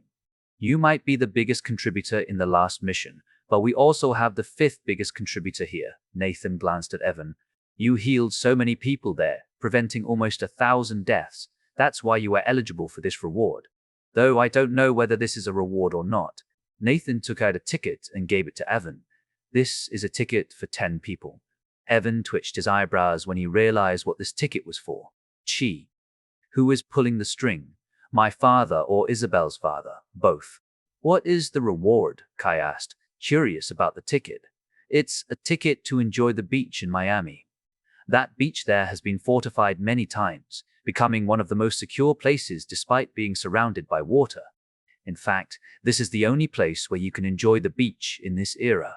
However, the fact that this is for 10 people, I'm sure that my father wants me to take you guys there while bringing Eagle Group, Evans said in annoyance. Eagle Group. Kai and the others were confused. There should be nothing between them after the battle, but he suddenly mentioned this with absolute confidence. There was only one probability. Evan had a relationship with Isabel, or their families had, if I may ask. You don't need to ask. It's very clear that my family has a relationship with hers. After your matter blows up, they are trying to make me together with Isabel, that's all. Our two families have been in-laws for many generations after all. Anyway, you guys can discuss it with each other. The ticket is for June, so you can enjoy the summer there. Of course, it's a VVIP ticket. It will be filled with perfect services. Nathan then left the room. Hee hee, to think there is another soon-to-be couple here. Michelle grinned before coming closer to Evan. I have been betrayed by my own student. I thought we were kindred spirits. I will drink again tonight. Sanai sighed. There is nothing between us. As long as I can prove that she is not the one, it should still be possible to break off this relationship. I heard that you two were pretty chummy back in junior high school. Even though both of you had pretty rough lives there, you supported each other. Michelle smirked, planning to tease him more. Kai and the others were also interested and listened to what he had to say. Nothing. It was only my obligation. My eldest sister is her brother's wife after all. Evan shrugged. Besides, I am a zodiac. I know the possibility of me conceiving a child is basically zero. What do you mean, zero? Kai furrowed his eyebrows. I have no problem with that, and only ask my teacher for the medicine to make the animal blood hibernate for a while. Is that true? Evan's expression suddenly brightened before shaking his head and bringing back his poker face. Never mind. Kai only smiled and didn't tease him any further. Chapter 89. Mission. Knowing that there was nothing to do in February, Kai decided to immerse himself in his research. Unlike the others, he knew they would face the S-rank magical beasts in a few months. In fact, if he were the commander, he would fight a spider in autumn. He felt that if he didn't have enough preparation, it would become very troublesome. Michelle had no other thing to do and thought about having a fun time with Kai, but decided to put that on hold. The situation on the base was still hyped, so it would cause more trouble for him to go out right now. The best would be after the mission. Hence, she decided to practice as well. The same applied to Tasha and Ayaka. They couldn't help but feel something would happen soon. Not for this mission, but for another thing. Ayaka had told them about Kai's conversation with Ria. Although she didn't know the topic of their conversation, it must be something serious. The only thing they could do was to get stronger. Time passed by smoothly. Before long, they realized they had spent a month without doing anything, except gathering in this small room and minding their own business. Suddenly, the door was slammed open as the student council, Brian, came inside the room. Mia didn't accompany him this time. You are really crazy. No, do they want to kill you or something? Brian handed a paper to him, looking very frustrated. He also didn't forget the document he brought with him. Kai tilted his head, not understanding why he acted this way. He looked at the mission and opened his mouth. Mission. SS Magical Beasts, Subjugation Reward, Unknown Objective. They've been spotted in Yukon territory, specifically around the Ross River. You will bring Eagle Group with you and head to British Columbia Military Base and meet Lieutenant General Brad. I've received the mission. Kai nodded and bowed his head slightly. Thank you, Student Council President. Why are you acting so calm? Do you not know what that place is? He slammed his door. I know. It's a bit far from the current front line. I mean, it's in the middle of magical beasts. Kai nodded as he recalled the map in his head. That's right. This is a suicide mission. Brian was angry because of Michelle. He had been acting like an older brother the whole time she was with him, so he was a bit frustrated by the mission. He took out the map and presented it to him. There were two colors, red and green, with a thin yellow line separating them around Whitehorse. This was the map of the front line, with the green area being their territory. Look at this. Brian looked at Kai and pointed his finger at the map. If you penetrate inside the magical beast's territory, your group will be surrounded easily. I have anticipated it. Kai still had no change of expression. Before Brian said anything, Kai explained his reasoning. Firstly, the distance between the front line and Ross River isn't really that far. I also have 100 people in this mission, so we have our own firepower. Considering the importance of this mission, they should give us elites, not new soldiers. Secondly, we have my ears to locate the enemies and choose the best path. We have Sis, Tasha Carter's space magic, so we can escape any time if something goes wrong. Evan will be a great help in this part as well, to ensure everything goes smoothly by healing all the soldiers in need. Then, I can use Isabel Fisher's eyes to look around. This is not me being overconfident. It's just, I know that I need to do it and try to formulate the plan this whole time. Though the Eagle Group is a surprise for me, it shouldn't change the plan so much. In fact, I want to ask you, Student Council President, why do you have this exaggerated reaction? Kai narrowed his eyes. Michelle also thought the same thing because it wasn't easy to make him like this. Even she could only see him being like this once before. It's because I am worried about you. You were going there without a single help. Kai twitched his eyebrows, listening to Brian's heartbeat. He didn't tell a lie, but it was also not the whole truth. Suddenly, Michelle opened her mouth in surprise. Ah, Lieutenant General Brad. His full name, is it Brad Matthew? Matthew. I feel like I heard it somewhere. Kai looked to her before glancing at Brian and realizing something. Isn't President's surname Matthew? Brian gritted his teeth, but didn't answer him. Yet, the answer was obvious for everyone. If I may ask, is President getting angry because of this? Kai asked carefully. He wanted to see his reaction and learned what kind of circumstances this mission had. He is a madman, Brian said slowly, but every word contained his anger. He would rather sacrifice anyone to succeed in the mission. He is a monster that feels nothing and only fulfills his duty as a soldier. At one time, he decided to sacrifice my mother in the front line. He only told me that it was her honor to be useful to him. I was devastated because our family was actually a warm family before my mother died. After she died, he started playing with other women. I hate him so much, and I don't want you guys to be sacrificed by that demon. Brian gritted his teeth, explaining everything. Even a tear almost fell down from the corner of his eyes. Kai and the others were stunned. The cool and reserved student council president could look this weak. Michelle never knew anything about his past since he always hid it behind his strong front. Knowing this, Kai suddenly fell into silence. If everything he said is true, I need to remake my plan. Besides, I am not the leader of that base, so I won't be able to voice out my concern. That's why I might only go to the base, receive the order, and immediately set off. It might be better for me this way. While Kai was formulating his plan, Michelle calmed Brian down while Tasha patted his shoulders. She came closer and whispered something. If needed, you can use my space magic again and bring everyone out of there. Of course, I don't hope to see such a situation, but you can simply report it to the government afterward. Unless they are fools, they will blame that general. Kai also had the same thought. That's right, I still have another weapon if the other person wants to use me like that.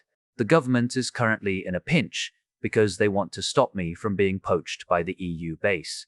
If they don't back me up this time, they will be foolish, since I can use this accident as my reason to leave the base. Kai took a deep breath before saying, Don't worry, I will make sure to protect everyone.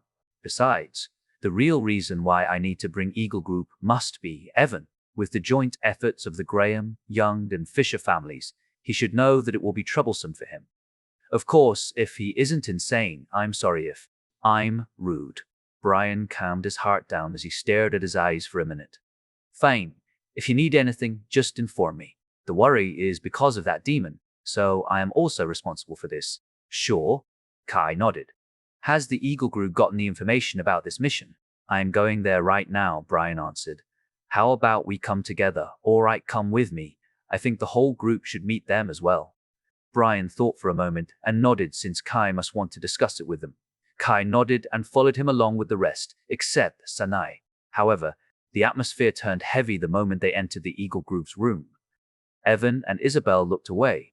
Brian explained the mission to them, and Isabel handled the matter beautifully.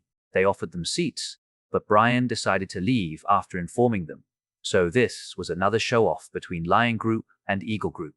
Kai was frowning upon the atmosphere inside. I assume you already know about the reason why your group is chosen as a part of this mission, right? Not only Isabel, but Evan also said out of reflex, I'm sorry. Isabel looked at him with guilt. She suddenly remembered the past case where she needed to stay away from him. In the past, Kai shook his head and stopped her. I'm going to say this first. The past is the past. I've forgotten where I put the document, so no point in talking about it anymore. I was also at fault back then because I was angry. No, it was my fault. Isabel shook her head. Anyway, we are going to join hands for this mission. I want to ask you and your group first. Do you have any problem with this mission? No. As long as you are all right with us, then we are going to follow your order. Eve and Eva didn't say anything, but their eyes locked at Michelle, a woman that obliterated them. They nodded furiously as if they were scared of her. I revere the strong, you are strong, so I will follow your order. The guy who fought Ayaka previously said, while the last guy only nodded his head. I don't know about the soldiers, so I will probably have my group and your group team up the whole time. Hence, I am going to make 10 groups with 10 people each while we are hunting them. Kai took a deep breath and said, Now, I will explain the details. Chapter 190. General Brad Matthew. The next day they met up in Lion's group room before setting off with their helicopters together. Kai looked at the same middle-aged man, their pilot. He shook his hand and nodded with a smile. We will be counting on you again. Leave it to me. They flew to the sky and arrived at British Columbia military base in a few hours. Luckily, they flew at dawn, so they arrived before noon. A guy with orange hair immediately approached them as soon as they descended, as if he knew Kai and the others would arrive at this time. He straightened his back and saluted to Kai, looked at him and furrowed his eyebrows. Of course, he didn't forget to salute back. First Sergeant Barron greets Sir Kai Carter. I'm honored to be under your command again, sir. Again. Kai widened his eyes and wondered which battle he was talking about. Yes, I was with you in the battle for underground nest subjugation. I was a part of your unit previously. Attacker units. Oh, Kai nodded and smiled. I am sorry to not recognize you, haha. It's normal for sir. I only need to take care of 100 men below me, while sir has 6,000 men. This time sir will lead 100 men to the magical beast's territory. So I will be your assistant in this battle to make sure the soldiers here follow sir's order. Baran said excitedly. He was one of the few people that had been graced by Kai's strategy, so he knew Kai's prestige was genuine. He originally hailed from this base, so he was excited when he heard that Kai would lead another mission. Kai nodded solemnly. I want to talk it out later since I still need to meet with this base's general. Yes, I will lead you to him. Baran smiled while stretching his hand to the side, asking Kai to follow him. How about the others? Kai didn't follow him immediately and glanced at Michelle and the others. Oh, I was too excited earlier. Baran shook his head before looking at the guy behind him. Herman, can you guide the others to their places? I will be taking Sir Kai Carter to the general. Sure. Kai glanced at him and thought for a moment. Now I need to see this person who is called a demon by his own son. After that, I will pick up the soldiers, rest for a day, and immediately leave the base. Unless I can cooperate with him. He followed Baran silently, going inside the base before reaching a door at the end of the corridor. He had no interest in the base itself, since it was only for a resting place for him. When the door opened, he felt a fierce aura coming from the room, raising his instinct. Kai put his guard up and narrowed his eyes, looking at this middle-aged man. His spiky yellow hair increased his fierceness. Coupled with the beard running through from one side of his ear to the other ear, made him look like a lion. His muscular body was perfectly hidden underneath his green military uniform. So, you are Kai Carter. No, should I say, Second Lieutenant Kai Carter? Kai saluted. You can call me anything you like, sir. He released his killing intent that he got after killing so many magical beasts in the front line. Kai furrowed his eyebrows and stood without having a single change on his expression, as if he didn't feel a single thing. Humph! Brad harumphed as he retracted his killing intent and said, Come in. I have received the mission for the headquarters to assist you, and that guy over there will lead the rest soldiers for this mission. Because of the danger of this mission, I decided to send at least corporals to assist you.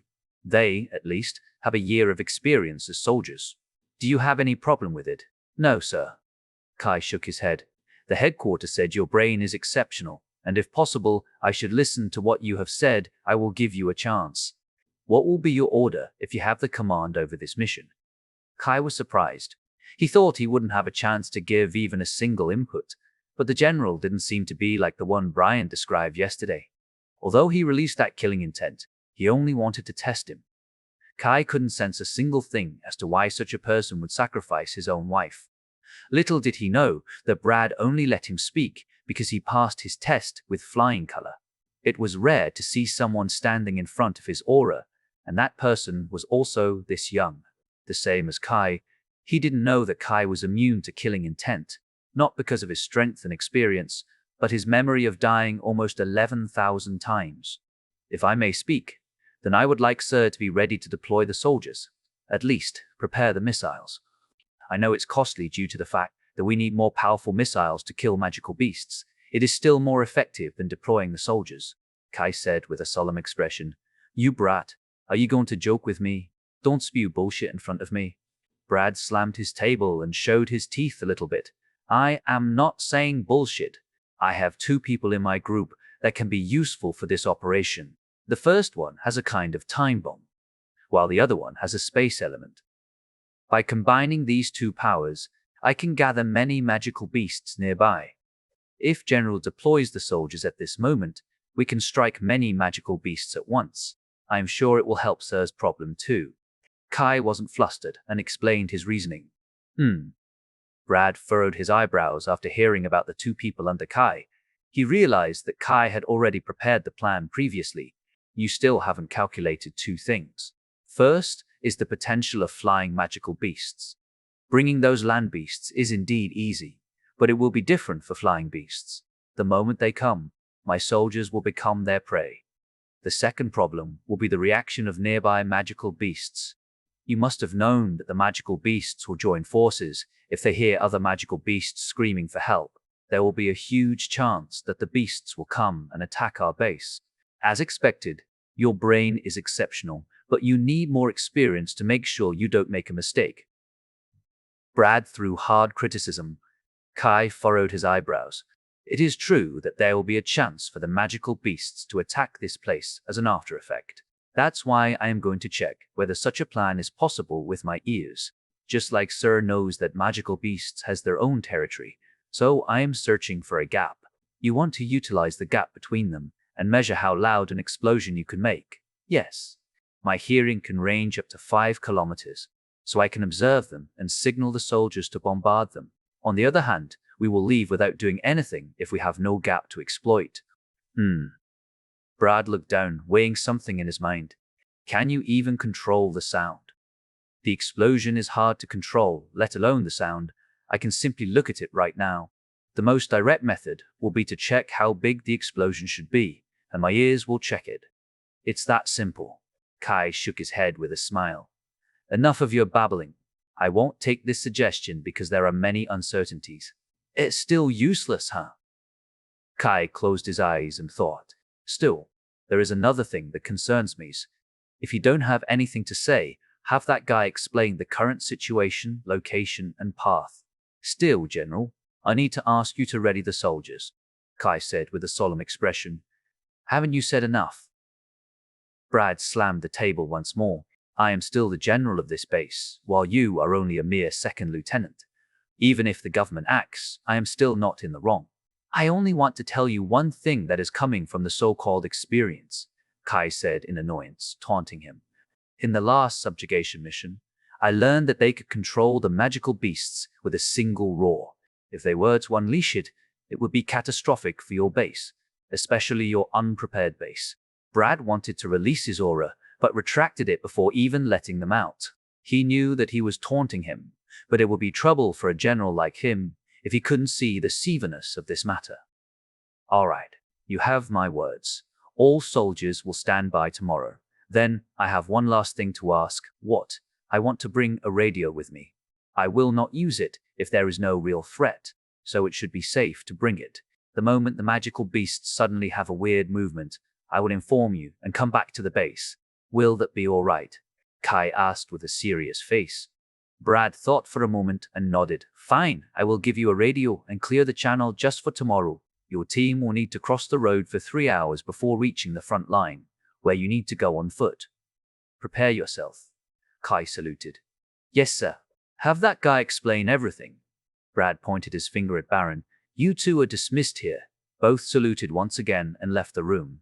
Chapter 11. Group Discussion. Inside the meeting room, Baran stood in front of the room, right beside the projector. I am going to start, Sir Kai. Baran smiled as he pointed his finger at the map. Go ahead. Kai nodded while looking at the Ross River map. First of all, we have spotted the mutated magical beasts on the east side of this river, specifically around this area. We only have 5 scouts, so I apologize since it took so long to locate them. Besides me, General Brad, and the scouts, there should be no other people who know it. Baran began his explanation.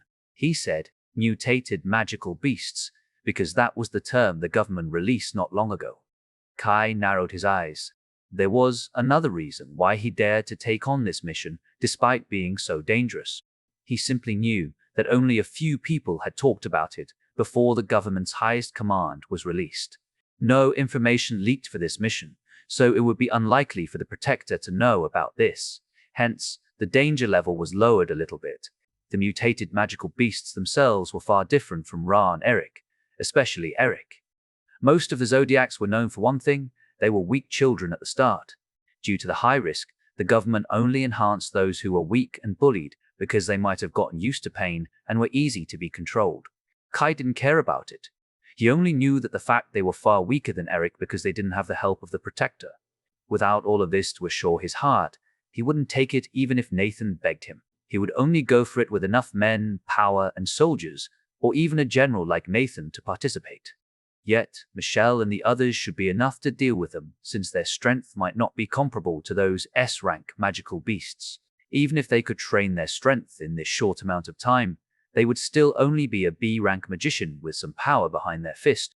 It just showed how low they were previously. Kai kept listening to Baran while checking whether his plan would work or not. They are hiding inside a village surrounded by around 300 magical beasts. As for their conditions, I can say they are not really in good condition due to exhaustion after fleeing so long from the government. That's why this will be a perfect time if we want to strike them. By the way, how many are they? 3 people. Kai pondered for a moment. Theoretically speaking, my group and Eagle group can take these 3 on ourselves. If the soldiers can buy us time from those magical beasts, I am sure we can win this fight. I think we should call the others first before continuing this. I understand, I will call them first. Baran quickly left the room while Kai continued his planning.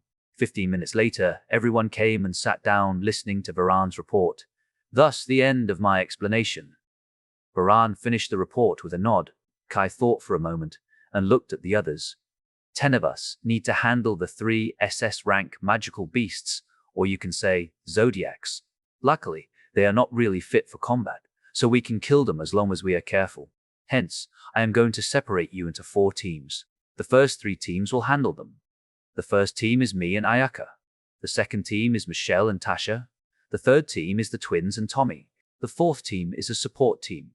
I'm not in the killing team. Isabel furrowed her eyebrows. Yeah, I am planning to have you and Evan together this time. Evan's job is to heal our comrades, including the soldiers, so it will be crucial. Your job is to support the 3 teams and the soldiers, so it will be a hard job for you as well. And there is also a risk being targeted. You can somehow fight in close combat, right? That's why I am putting you in the same group as Evan with Nicholas as the vanguard. Everything will be resolved. Isabel was astonished by the amount of trust Kai put on her. She never thought she had so many jobs this time. Although she got slightly annoyed to be paired up with Evan, thinking she needed to babysit this guy, she nodded her head nonetheless. I understand. I will obey the leader's arrangement. How about you guys? Do you have any problem? Kai looked at the others, especially Tommy and the twins. He was afraid that they would make a fuss with this arrangement, because their ego would be hurt to know that they needed 3 people to kill a single person. Surprisingly, they only shook their heads without any comment or malicious remark. Kai thought for a moment and said, to be honest, one of us will be enough to handle 1 Zodiac with their current condition. However, we are still in the wilderness. The fact that there are around 300 magical beasts around the area means there is a high possibility of those inviting more helpers from their surroundings. I am planning to utilize space magic this time to teleport all of you and the soldiers back to the base after we finish our objective. That's why I want to make a small mission, or you can say it's a target for all of you. You need to finish your respective tasks within 10 minutes and regroup inside the city. Ayaka will go around and create a time bomb while I create a sound insulation room to prevent the sound from being leaked out. I don't know how big I can make, but I will do my best. Kai looked at his sister and said with a serious expression, I need the magic power to complete this mission. Sure, we can do it later. Tasha nodded. If possible, I don't want any casualties, but is it possible? Kai looked at Baran. Our team right now is composed of at least corporals. We should be able to hold on for 15 minutes with this number. It will be a bit different if we are outnumbered. Baran nodded. The soldiers had at least 1 year, so they should know what they were doing and stayed alive within that time. That's good enough for me. Kai thought for a moment. There are some arrangements left, but it's not confirmed if I can use it or not. I will explain it later, probably. Baran nodded, knowing he was talking about the matter he discussed earlier with General Brad. I understand. For now, you can arrange the soldiers to have them stand by. We will depart at dawn. I understand. I will prepare everything for you. Just pass me the message if you need anything. Baran nodded before leaving the room. I will be in hangar number 3 with the others. Kai looked at the door for a while before glancing at his comrades for this mission. Now, I am going to tell you guys something about my plan. This will look reckless, but I have calculated everything. He began his explanation about his plan from start to finish, including the one that Brad rejected. After that, he told them about the risk of this plan and how they would react if there were an emergency. He didn't forget about the part where they might alarm all enemies nearby. Kai's group had gotten used to this, as they took mental notes of what they needed to do. On the other hand, the Eagle group finally realized why Kai became the leader of this operation and the acting general of the previous mission. They were stunned and finally felt that their loss was justified. If possible, I want you to go according to my command tomorrow. The mission itself isn't that dangerous, but the after effect might be a little dangerous. Kai looked at the Eagle group. Isabel looked at her comrades and nodded their heads. We will follow your order tomorrow, and I am wondering whether you are aiming for group ranking this time. I don't care about those things as long as I get a private helicopter. Kai shrugged before rising from his seat. If you have no other questions, we will end this meeting right now. See you tomorrow. They nodded and returned to their respective room. The next day, Kai woke up and prepared himself. The others were also the same and quickly left the room. Tasha stayed for a while because she still had another important thing to do. Kai walked slowly toward her and smiled while Tasha also smiled, tiptoed to raise at his face level, and kissed him in the mouth. A magic circle appeared beneath their feet as magic power gradually moved from her body to Kai's body. Kai twitched his eyebrows. This magic power surely caused him trouble since his ear's sensitivity was enhanced at this point. After around a minute, she released him and smiled. It's done. You have your magic power back and my space magic. Can you still fight? Kai furrowed his eyebrows, worried about her. I mean, I can move Tommy to help Michelle while you go to the support team and help us like Isabel. Don't worry about me. Even with my lightning magic alone, I am still a B-rank magician. I can still protect myself. Besides, we are fighting inside a building without electricity, so it should be pretty dark despite the sun being up there, allowing Michelle to get a boost on her strength. That's why I am good. Tasha nodded and patted her shoulders. Kai looked at her eyes for a minute before nodding his head. He decided to finish his battle as soon as possible and helped Tasha. Let's go, sure. They then stepped outside, walking toward the meeting place. Chapter 1T2. Moving toward the destination. Kai appeared in front of 100 people, including a few drivers that were going to bring them to the front line. Everything is ready, sir. Baran quickly approached him and saluted. Kai nodded before taking a look at the soldiers. They quickly straightened their back and saluted as well. In just a few minutes, we will go toward the front line and head toward the mutated magical beasts. I'm sure you have been informed of what you need to do, and I hope you can follow my order despite my young age. Kai humbly said to the soldiers, I wish for all of us to finish this mission without casualty. This might sound like boasting, but this is actually my promise to you. Yes, sir, the soldiers answered in unison. Good. All of you can stand by inside the trucks. Kai nodded and glanced at Baran. Follow me a little bit, move out. Baran nodded and ordered before coming to Kai. What do you need me, sir? Kai stared at him, hesitating to ask for a few seconds. Actually, I want to ask you what the strategy for the front line is.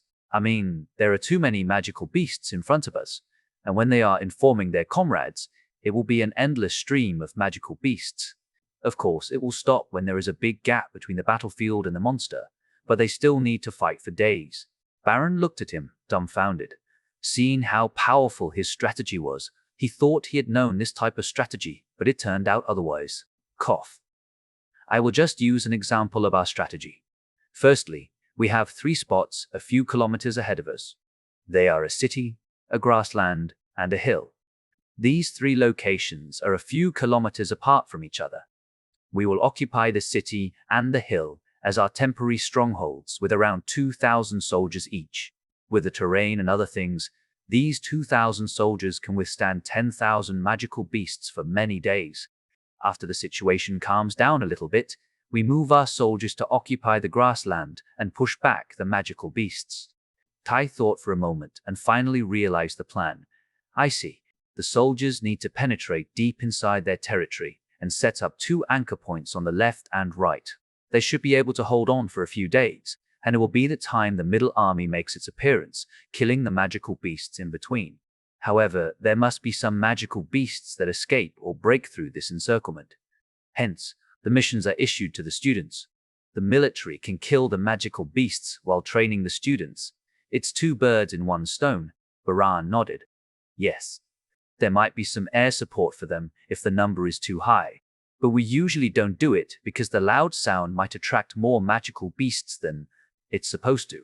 After the mission, we also need to consider the troops' placement, the next plan, how we move new anchor points in replacement for fallen soldiers.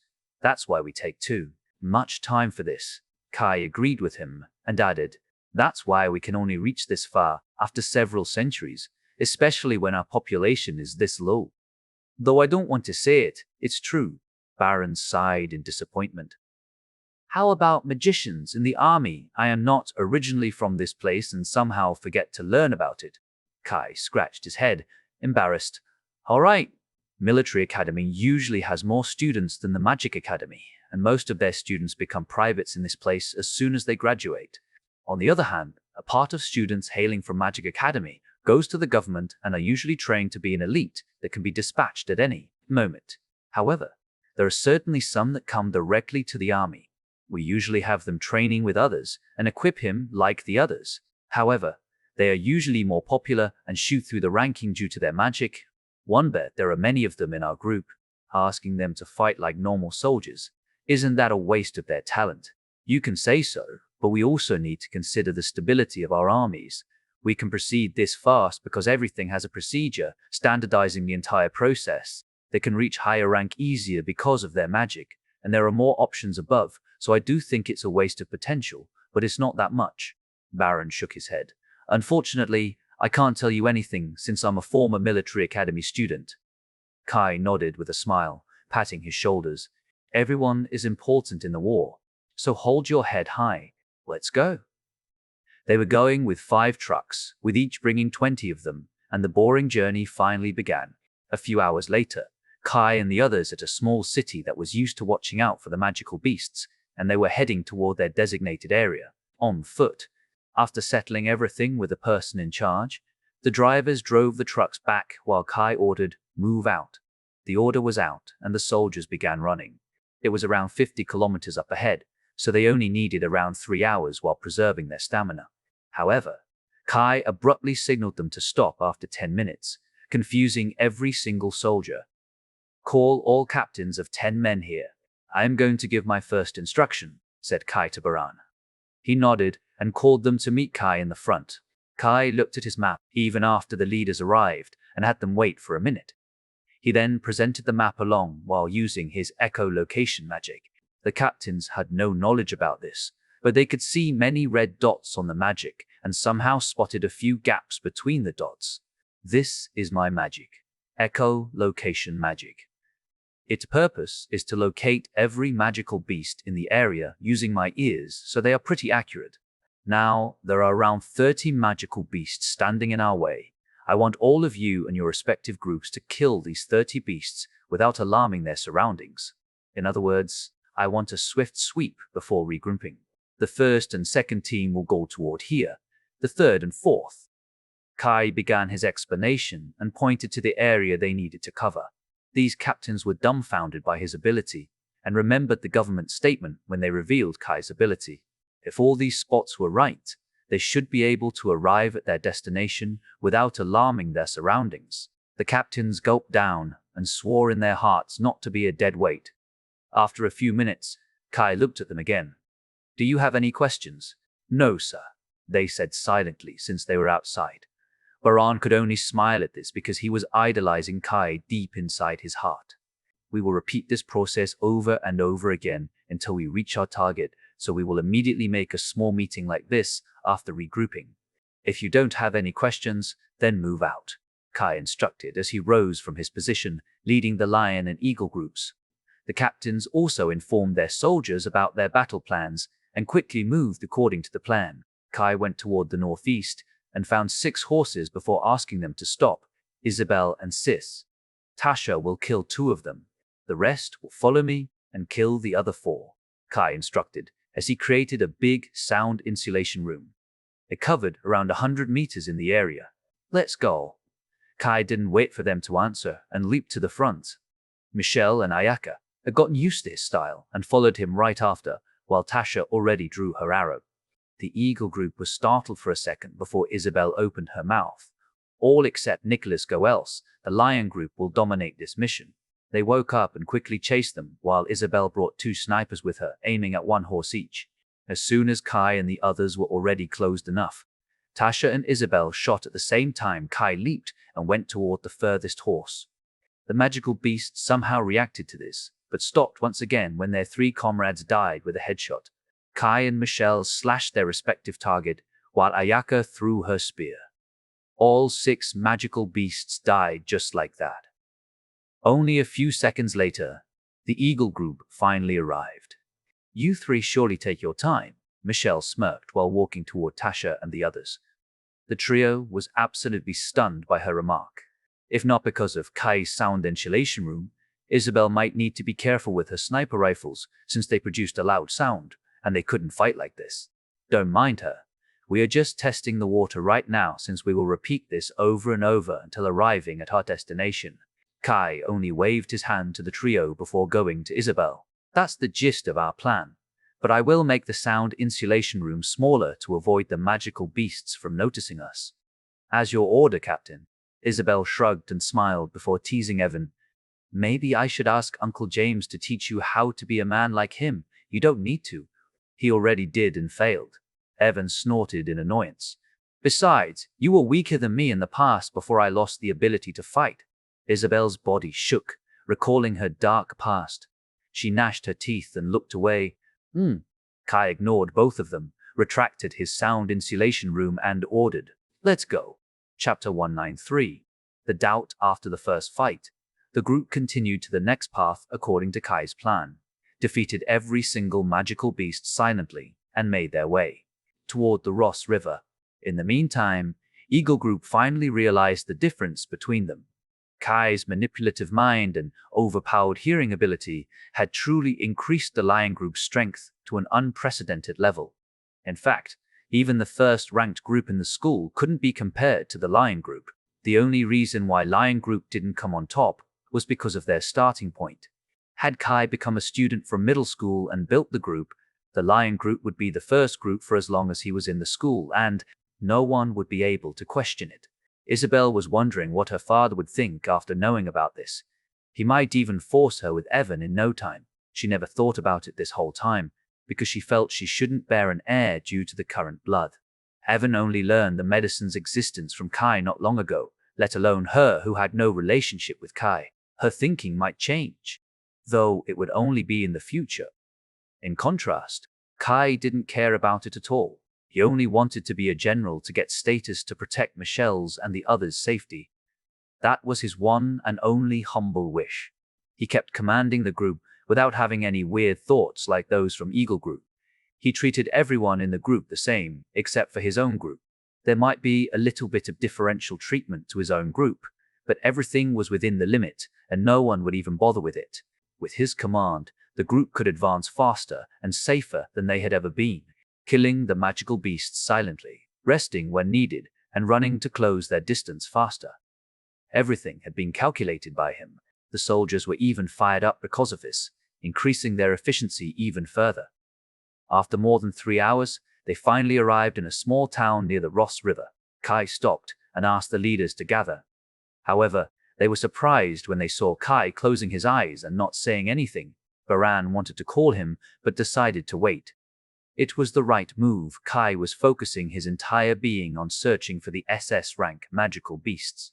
He could hear Baran and the others perfectly, but it would break his focus the moment he listened to them attentively. 1 minute, 2 minutes. Even after 10 minutes, Kai couldn't pinpoint their targets. There were several magical beasts roaming around the cities, so he didn't know which ones were their targets. Everything changed when he heard a human's voice. "We need to go to the next city. After this. I feel like someone is watching us at the moment." This voice appeared to be female, but Kai could see that this person's height was more than 2 meters, considering the position of the heartbeat and sound produced from her mouth. He could also hear giant and unnatural footsteps, and convinced these were his targets. There are 3 mutated magical beasts in the city, like how it's reported. They are walking together on the street right now, planning to go to another city. Kai opened his eyes and took a deep breath. "What should we do now?" Sakai Baran asked hurriedly. They needed to act fast because it would be a problem if they let these 3 go to the next city. They might escape or control the magical beasts after this. Kai put his index finger in front of his mouth, telling him to be silent for a bit as he continued listening to their conversation. "That's right. We need to survive first, because that Eric decided to betray us and used us as bait." The second one was a male, as hatred filled his voice. "If we can survive, I will surely take my revenge against him first. He was the mastermind of our escape, so I think we can go back to the facility. They might treat us as an experiment object and have no cure for us currently, but the cure might probably appear in the future." The third one was also a male at the same age as Kai. The first female looked at them and sighed. "There is no cure for us. We are already mutated too far. Besides, this is not an illness. We can only rely on ourselves now since the government wants to kill us. Don't you remember what happened to us when we first ran away from their place? They would surely kill us if they found us. It's my fault. If only I weren't tempted by the devil, I could still be a normal soldier. There is no need to think like that. The government doesn't care about us, so I will destroy them after increasing my strength. Besides, we can control the magical beasts, so I will come back to that place while bringing thousands of magical beasts. It will be more satisfying if I do it after recovering, because I can see their despair. I wonder if they will make the same face as us at that time. You should know about this too, so why are you hesitating?" That's right. I should also do it. We are already on the path of no return. You two. I don't know why, but I can't help but agree with both of you. Let's go right now. We will try to get accustomed to our new body and come back in the future." The lady smiled weakly as she clenched her hands. Kai's body shook as he gradually opened his eyes. Sir Baron's heart skipped a beat when he saw the sadness in Kai's expression. One is filled with hatred, one is filled with gentleness, but is on the thin line separating good and bad, while the last one is a timid person but finds a new determination. "Say, do you think it's all right to kill these 3? "What do you mean, sir?" one of the captains asked. Only Baran understood what he meant, because it wasn't a mutated, magical beast. Instead, they were formerly human before mutating into a half-monster. Kai couldn't decide whether to kill or not to kill these 3 people. Unlike Eric, who openly wanted to kill him, these 3 weren't his enemies, only his targets. "Sir, we are only soldiers, so we can't understand you." Kai clenched his hands. "To think I will be shaken at this point. Even though I have accepted the mission confidently, I have killed many people, even in United Asia, but never hesitated because I knew they were aiming at my family. However, these 3 were different. They are going to be a potential threat in the future if I let them go, but my morals also hinder me from making such a decision. What should I do?" Kai thought for 2 minutes before he remembered his teacher. It was when he visited her with Michelle and the others. She said she would kill the failures without hesitation, because they will only suffer for the rest of their life. He didn't think about morals back then, and promised to kill them as her student. "I am pathetic. I have promised her, but hesitate this whole time. Teacher, am I wrong to think that they might still have the chance to be saved?" Kai bit his lips and shook his head. No, I will see this matter to its end. Even if they hate me or people call me ruthless, I will kill them right here and now before they become a threat that might endanger my family as well. This is my job. I will take all the responsibility. I don't know if I will regret this choice in the future, but I will end this matter once and for all. Kai looked at Baran with his new resolve. My group will handle the 3 mutated magical beasts.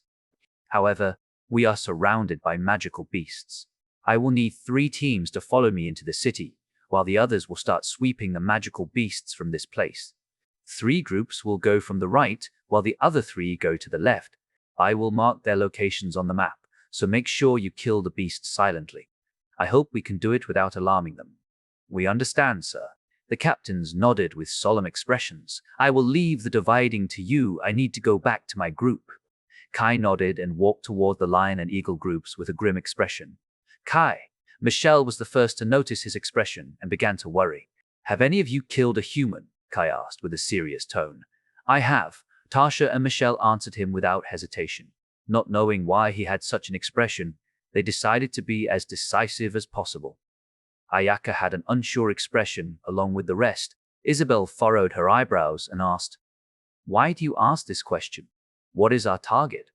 Kai glanced at her and said, The failed version of us. Isabel's body shook as she looked at the confused expression of her teammates. Eve, Tommy, if you 3 can't kill, I will handle it as the group leader. Kai was slightly surprised by her reaction, never expecting such decisiveness from her. He could hear that she was shaken by the mission, but she managed to gather her resolve quickly. In contrast, Evan could only look at Isabel and sighed.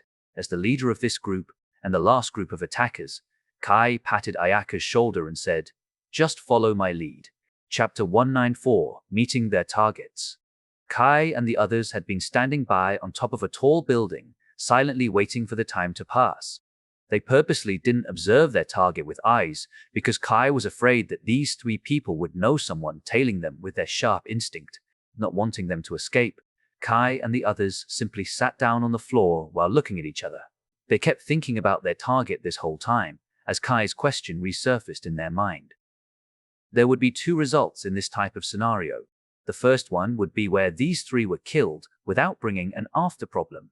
The second would be they created a huge mess that might harm the army as a whole, and Kai wouldn't want to see that. Have you gathered your resolve? The moment you come out here, I want all of us to kill the 3 of them without fail. There won't be any sympathy, Kai said coldly. If you want someone to blame, you can blame me. Tasha suddenly patted his shoulder a few times and whispered something to him. Kai closed his eyes for a second, considering her suggestion seriously before nodding his head. He then looked at the rest of his teammates, who had confused looks on their faces. What is the strategy? Michelle asked. I will teleport you guys to that building as soon as the battle starts. Kai pointed at the building near these 3 people.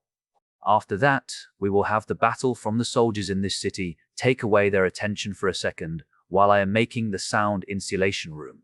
Then we can teleport right above them and ambush them, and, if possible, kill them at that time. Unfortunately, I am afraid it is not possible due to how fast they can react. Good enough. Isabel nodded before asking a question. Still, I need to know how big your sound insulation room is. I heard that it would break if someone strikes it. So I might need to adjust my position to make sure I can help the soldiers and help the group at the same time. Don't worry. The building alone is not that far from these 3 beasts, so you don't need to move. I can create a 100-meter radius sound insulation room, Kai assured her with a smile. You can pass my sound insulation room as long as you don't use magic. Other than that, it will break. All right then. I can put my 2 sniper rifles in different positions, so I don't need to carry them while changing positions to avoid breaking the sound insulation room. Isabel nodded. Then I will take on the female one while Michelle focuses on the timid one, which leaves the hateful one to Eagle Group. Does that sound fair? Kai asked. Sure. My group has never killed a human before. Even though they are already half-beast, we can consider them as human. So, I hope the captain can fix this mess if we are unable to kill him. Of course, I will try to kill him. But whether I have the resolve or not at that last moment, I don't know. Isabel nodded with a disappointed face. She had been gathering her resolve this whole time, and could be said she was ready. Yet the question was whether that they would remain or not when the moment came. It's good then. Just make sure you're hindering his movement for a while.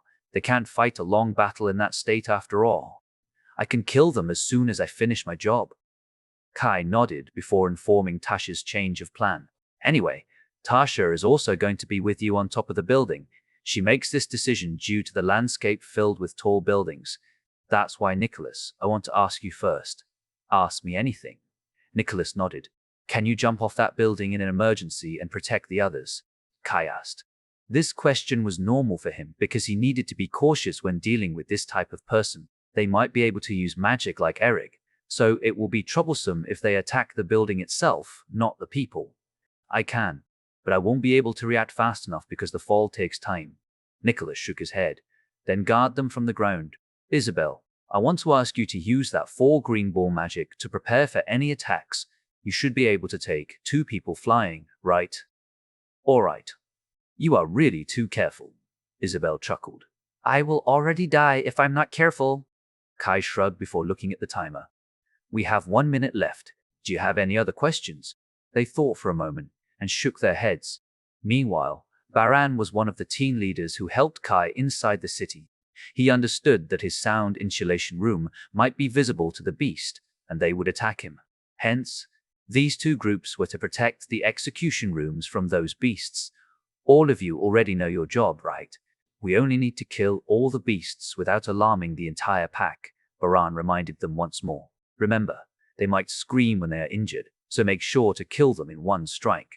Luckily, there are no powerful magical beasts in the area, so we should be fine as long as we are careful. Understood. The soldiers nodded solemnly, as if they were ready to die to prevent that from happening. Baron smiled and checked the timing before standing up. We are going in 5 seconds. The soldiers also stood up and took out their weapons before they heard Baran said, "Go." They left the building, charging toward the magical beast. At the same time, Kai snapped his finger, creating a teleportation magic circle beneath their feet. This was the first time Eagle Group experienced teleportation magic, so they were slightly startled by the sudden change of scenery in just a blink of an eye. However, they still remembered their objective as 6 people quickly separated themselves and once again teleported. On the other hand, the 3 beasts suddenly halted their footsteps when they noticed the killing intent coming from the soldiers. Yet another killing intent also appeared above their heads. The trio quickly screamed, "NA! Sound insulation room!" Unfortunately for them, Kai already activated his sound insulation room first. "Enemies!" The female finished her shout. Kai and the others looked at these 3, and slightly terrified. Kai might not have a disgust anymore after he encountered Eric, but it wasn't the same for everyone. The female had a human face like Eric, but her body looked like a mantis. The usual front legs from mantis replaced her hands, turning them into a scythe. It looked so sharp, as it might be able to cut steel itself. On the other hand, the scary-looking male had a human body, but all other parts were completely those of a wolf. His head was a wolf, while claws and fur were covering his full limbs. Lastly, the timid male was looking like a horse. However, only his head was a horse, while the other parts were normal, except the tail on his back. Michelle, Tasha, and Ayaka were the first ones to be terrified. They finally realized what kind of horrifying baby they would give birth to if Kai didn't ask for medicine. This was how afraid he actually was. They thought Kai must be exaggerating but still chose to respect his opinion. Kai even said he might hate them if they forced it, only to realize that Kai didn't actually want to hate them. He just loved them so much and wanted the best for them.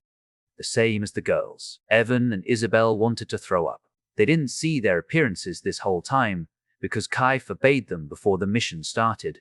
This order was to distract them for the time being and force them to make a decision in the face of pressure where they needed to kill the 3 half-beasts. Even so, Evan and Isabel thought it was the right choice to not open their hearts to love someone in case they fell into despair after seeing this appear on their child's body. Isabel started shaking while trying to aim the enemy. Evan noticed this and placed his hand on her shoulder. Isabel was surprised at first, but she noticed the shaking of his hand and smiled. Sometimes, knowing someone who was even more scared than you actually cheered you up would calm you down. Isabel took a deep breath and calmed her heart. The fight finally started when Kai and the others descended to the ground. Kai activated his vibration sword and tried to slash her hand before touching the ground, but the female seemed to notice the sharpness behind this sword and leaped backward. Michelle also did the same as him and sent 2 dark sword attacks as soon as she landed on the ground. Shadow Slash. The horseman shuddered once before his instinct took over and spun his body before shattering the attacks with a single kick. Why do you attack us? Have we not suffered enough? Michelle didn't say anything. I don't have a grudge against you, but I only need to know that I will only increase his sadness if I don't kill you here. Unfortunately, the twins and Tommy couldn't do a single thing to the last person. In fact, he was the one who attacked them by appearing in front of the twins and swiping them with his claws. The twins obviously blocked it with their swords, but the strength behind these claws was immense, blowing them to the ground. Kai didn't spare a single glance at the twins as he simply commanded, "The targets are these 3. Kill them here. Failure is not tolerated." Ayaka, Michelle, Tommy, and even the twins on the ground nodded at the same time. Understood, Captain. Chapter 195. The Fight. Understood, Captain. After giving his order, Kai and Ayaka leaped toward the female simultaneously. Kai slashed his right sword toward her neck this time, while Ayaka moved slightly to the left and summoned her magic circle, locking the female movement. Noticing this movement, the female decided to act according to her instinct. Kai saw her suddenly ducking down and swiping her 2 hands to cut them down. Ayaka simply pierced the ground lightly and blocked the incoming attack with her spear. Her spear handle was solid enough to handle the sharpness from this scythe, while the weight behind it prevented her from getting pushed back. On the other hand, Kai didn't care about this attack as he swung one of his swords, trying to cut it down with a single swing. Yet, clang, clang, multiple clicking sounds echoed through the battlefield. Not only her, even Kai was baffled. He never thought that the hardness on the scythe was higher than he expected. It seems I have miscalculated their ability. Kai furrowed his eyebrows before noticing a huge amount of magic power leaked out of the scythe number. She has sacrificed much of her magic power to block my attack. The female retreated a few steps before swinging the 2 scythes. Just like Michelle's Shadow Slash, she shot out 2 crescent attacks toward Kai as she chose to kill him first after knowing his power. Kai looked at these attacks running through the ground and struck it with his vibration sword. Surprisingly, the attack flew back toward her after getting struck hard by him. Normally it will break or explode when I strike it, but this one bounces. The question kept replaying in his mind as Kai looked at these 2 attacks that destroyed the electricity pillar behind him. There wasn't the usual huge electricity tower, but it was a small and short pillar at the height of a 2-story house and channeled the electricity to the houses around. The female shocked him once more when the 2 attacks suddenly exploded as soon as it cut the pole. However, it wasn't a normal explosion, as it shot the pole flying. Kai widened his eyes, finding something interesting. He didn't know why, but he felt that he grasped something earlier. That attack! I feel like I can use it as the foundation of my sound levitation. I can first shoot smaller and lighter objects before shooting myself, and eventually a heavy object. After that, I can try to maintain it to make me float in the air. If I can make the concept, all I need is some adjustment to prevent the sound from leaking, as it really needs sound energy to launch something like that. Kai finally got the concept he needed to complete his sound levitation. He never thought that the concept would come from his own target. He took a deep breath and swore in his heart. I am thankful for this, but I still need to kill you. The only thing I can do is kill you painlessly. If only I had a way to save you. I might find it in the future, but I am not confident I can protect you and my family from the potential troubles. You may curse me or say I'm selfish, but that's me. I'm just a regular guy, not a hero. Gritting his teeth, Kai leaped forward. Ayaka, help me. We are finishing this battle in a minute or 2. All right. Ayaka observed his movement, realized what she needed to do, and started moving. On the other hand, Michelle was still fighting the horseboy. She never expected that she had so much trouble dealing with this person, Fu. She took another deep breath and charged at him. The boy might not look like it, but there was this hidden side of him behind that timidness. His control of magic power was beyond her imagination. She never thought that there was someone like him becoming a beast. The boy only stared at her silently and took a deep breath. I might not have a huge amount of magic power, but I'm confident with my magic control. Michelle furrowed her eyebrows. Then why don't you just pursue the normal way? I'm sure that you can achieve it far. Besides, the government won't force you to join something like this. What do you know? I know you. You are the S-rank magician, Michelle Graham. You have the support of Graham family and can get anything you want. He snarled at her. Michelle had no change of expression. It's because you are weak and can't even withstand the pressure coming towards you.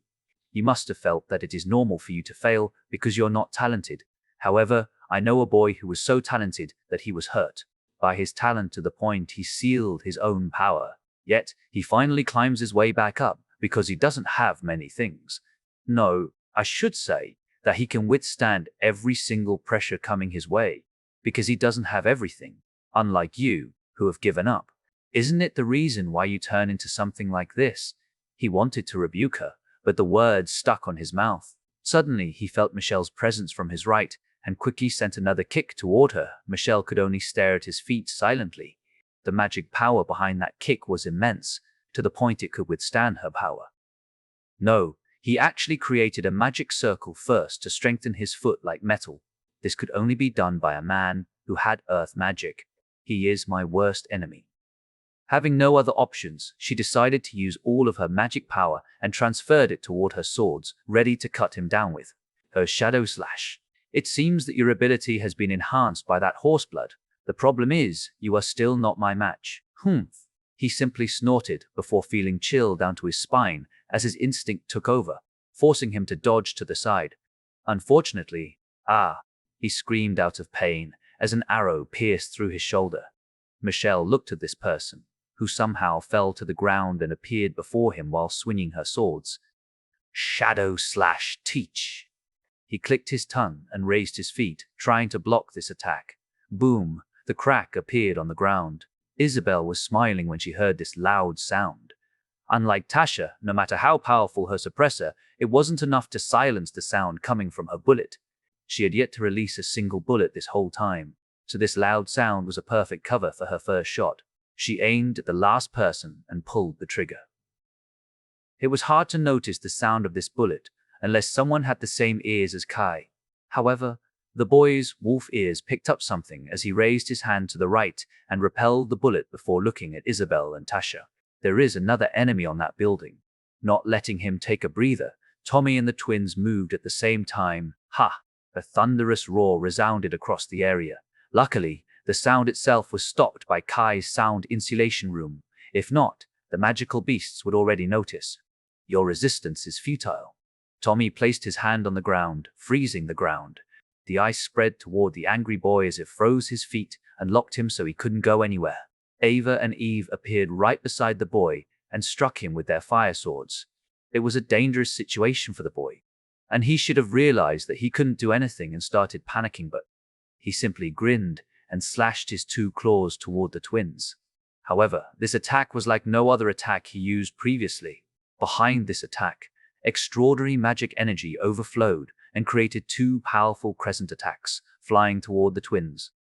What? Eva and Eve were oblivious to such an attack. Having no preparation for the attack, it blew them away.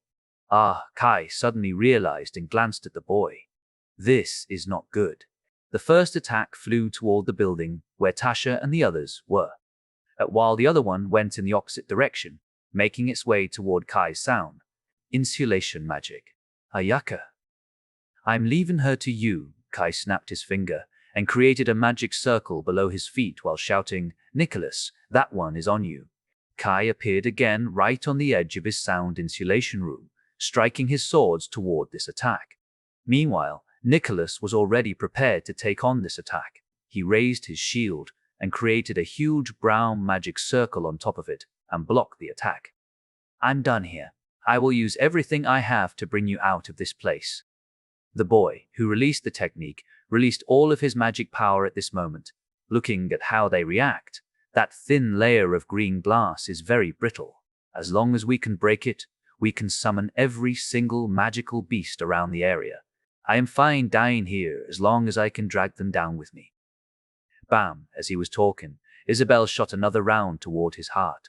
He only had the body of a human, so she was afraid to aim another part because she didn't know whether it would kill him or not. Having released all of his power, he sensed the incoming bullet too late and tried to dodge it, but the bullet ended up piercing the side of his chest before. He fell down to the side due to the momentum. Chi. He immediately stood back up while enduring his pain as he looked at Kai, furrowed his eyebrows and thought for a moment. Change of plan. Tommy, Eve, and Eva will assist Ayaka to kill the female. Make sure to finish the battle as soon as possible. I will handle that guy alone. Understood. They replied in unison. Kai then took a deep breath and released his animal instinct. Chapter 116, Fight Part 2. Ferocious aura gushed out of his eyes as killing intent started adding the intensity from Kai. The moment their eyes locked, the boy almost stumbled as if this aura wanted to engulf him. Ha! The boy roared as loud as possible.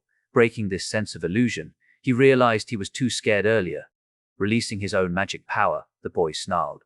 Rizzo will kill you with these hands. Kai still had no change of expression, looking at this person with disgust. This Rizzo reminded him of Eric. Both of them could only put their hatred towards someone else because they didn't have the strength to succeed despite the chance being the same for everyone else. Kai raised both of his swords and leaped forward. Rizzo also did the same and struck Kai with his claws. Unfortunately, the gap between their magic was too far. Even Michelle's shadow slash would get obliterated by Kai's vibration sword in a single slash, let alone this unstable magic claw clang. The sound of clashing between Kai's sword and Ron's magic claw echoed across the region. They passed each other in the meantime before turning around once again.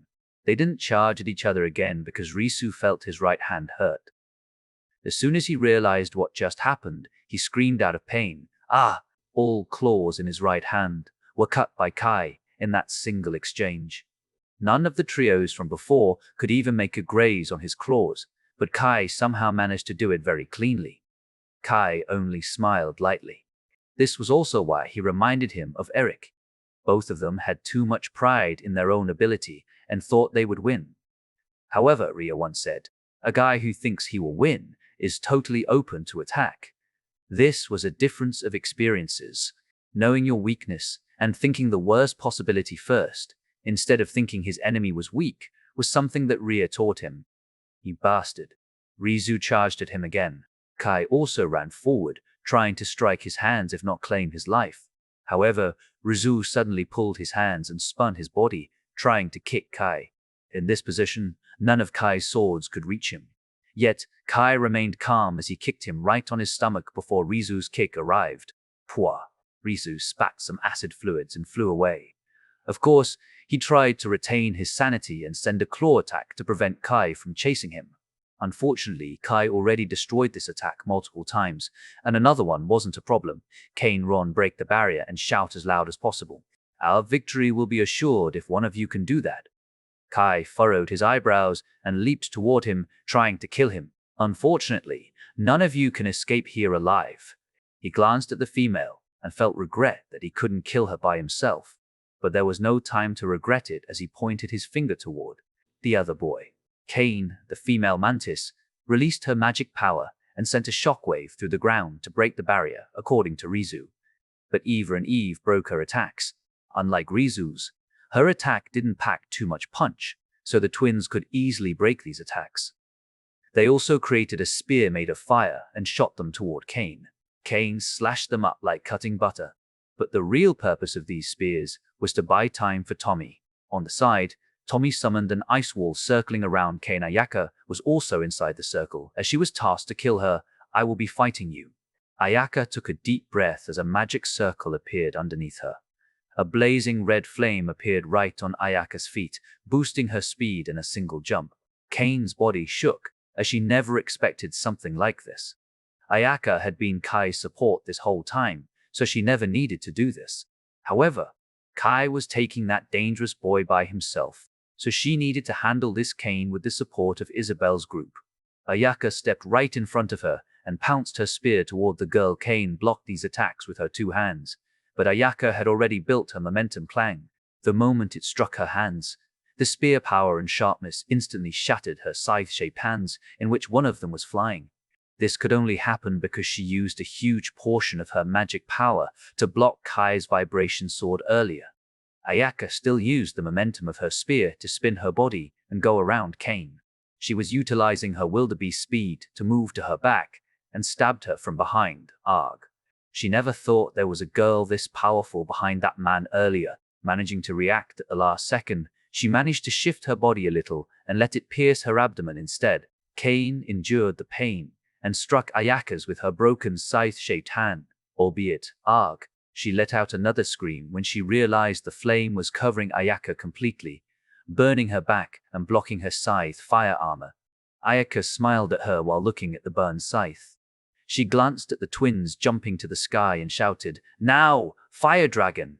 The twins held hands while releasing 2 dragons made of fire from their other hands.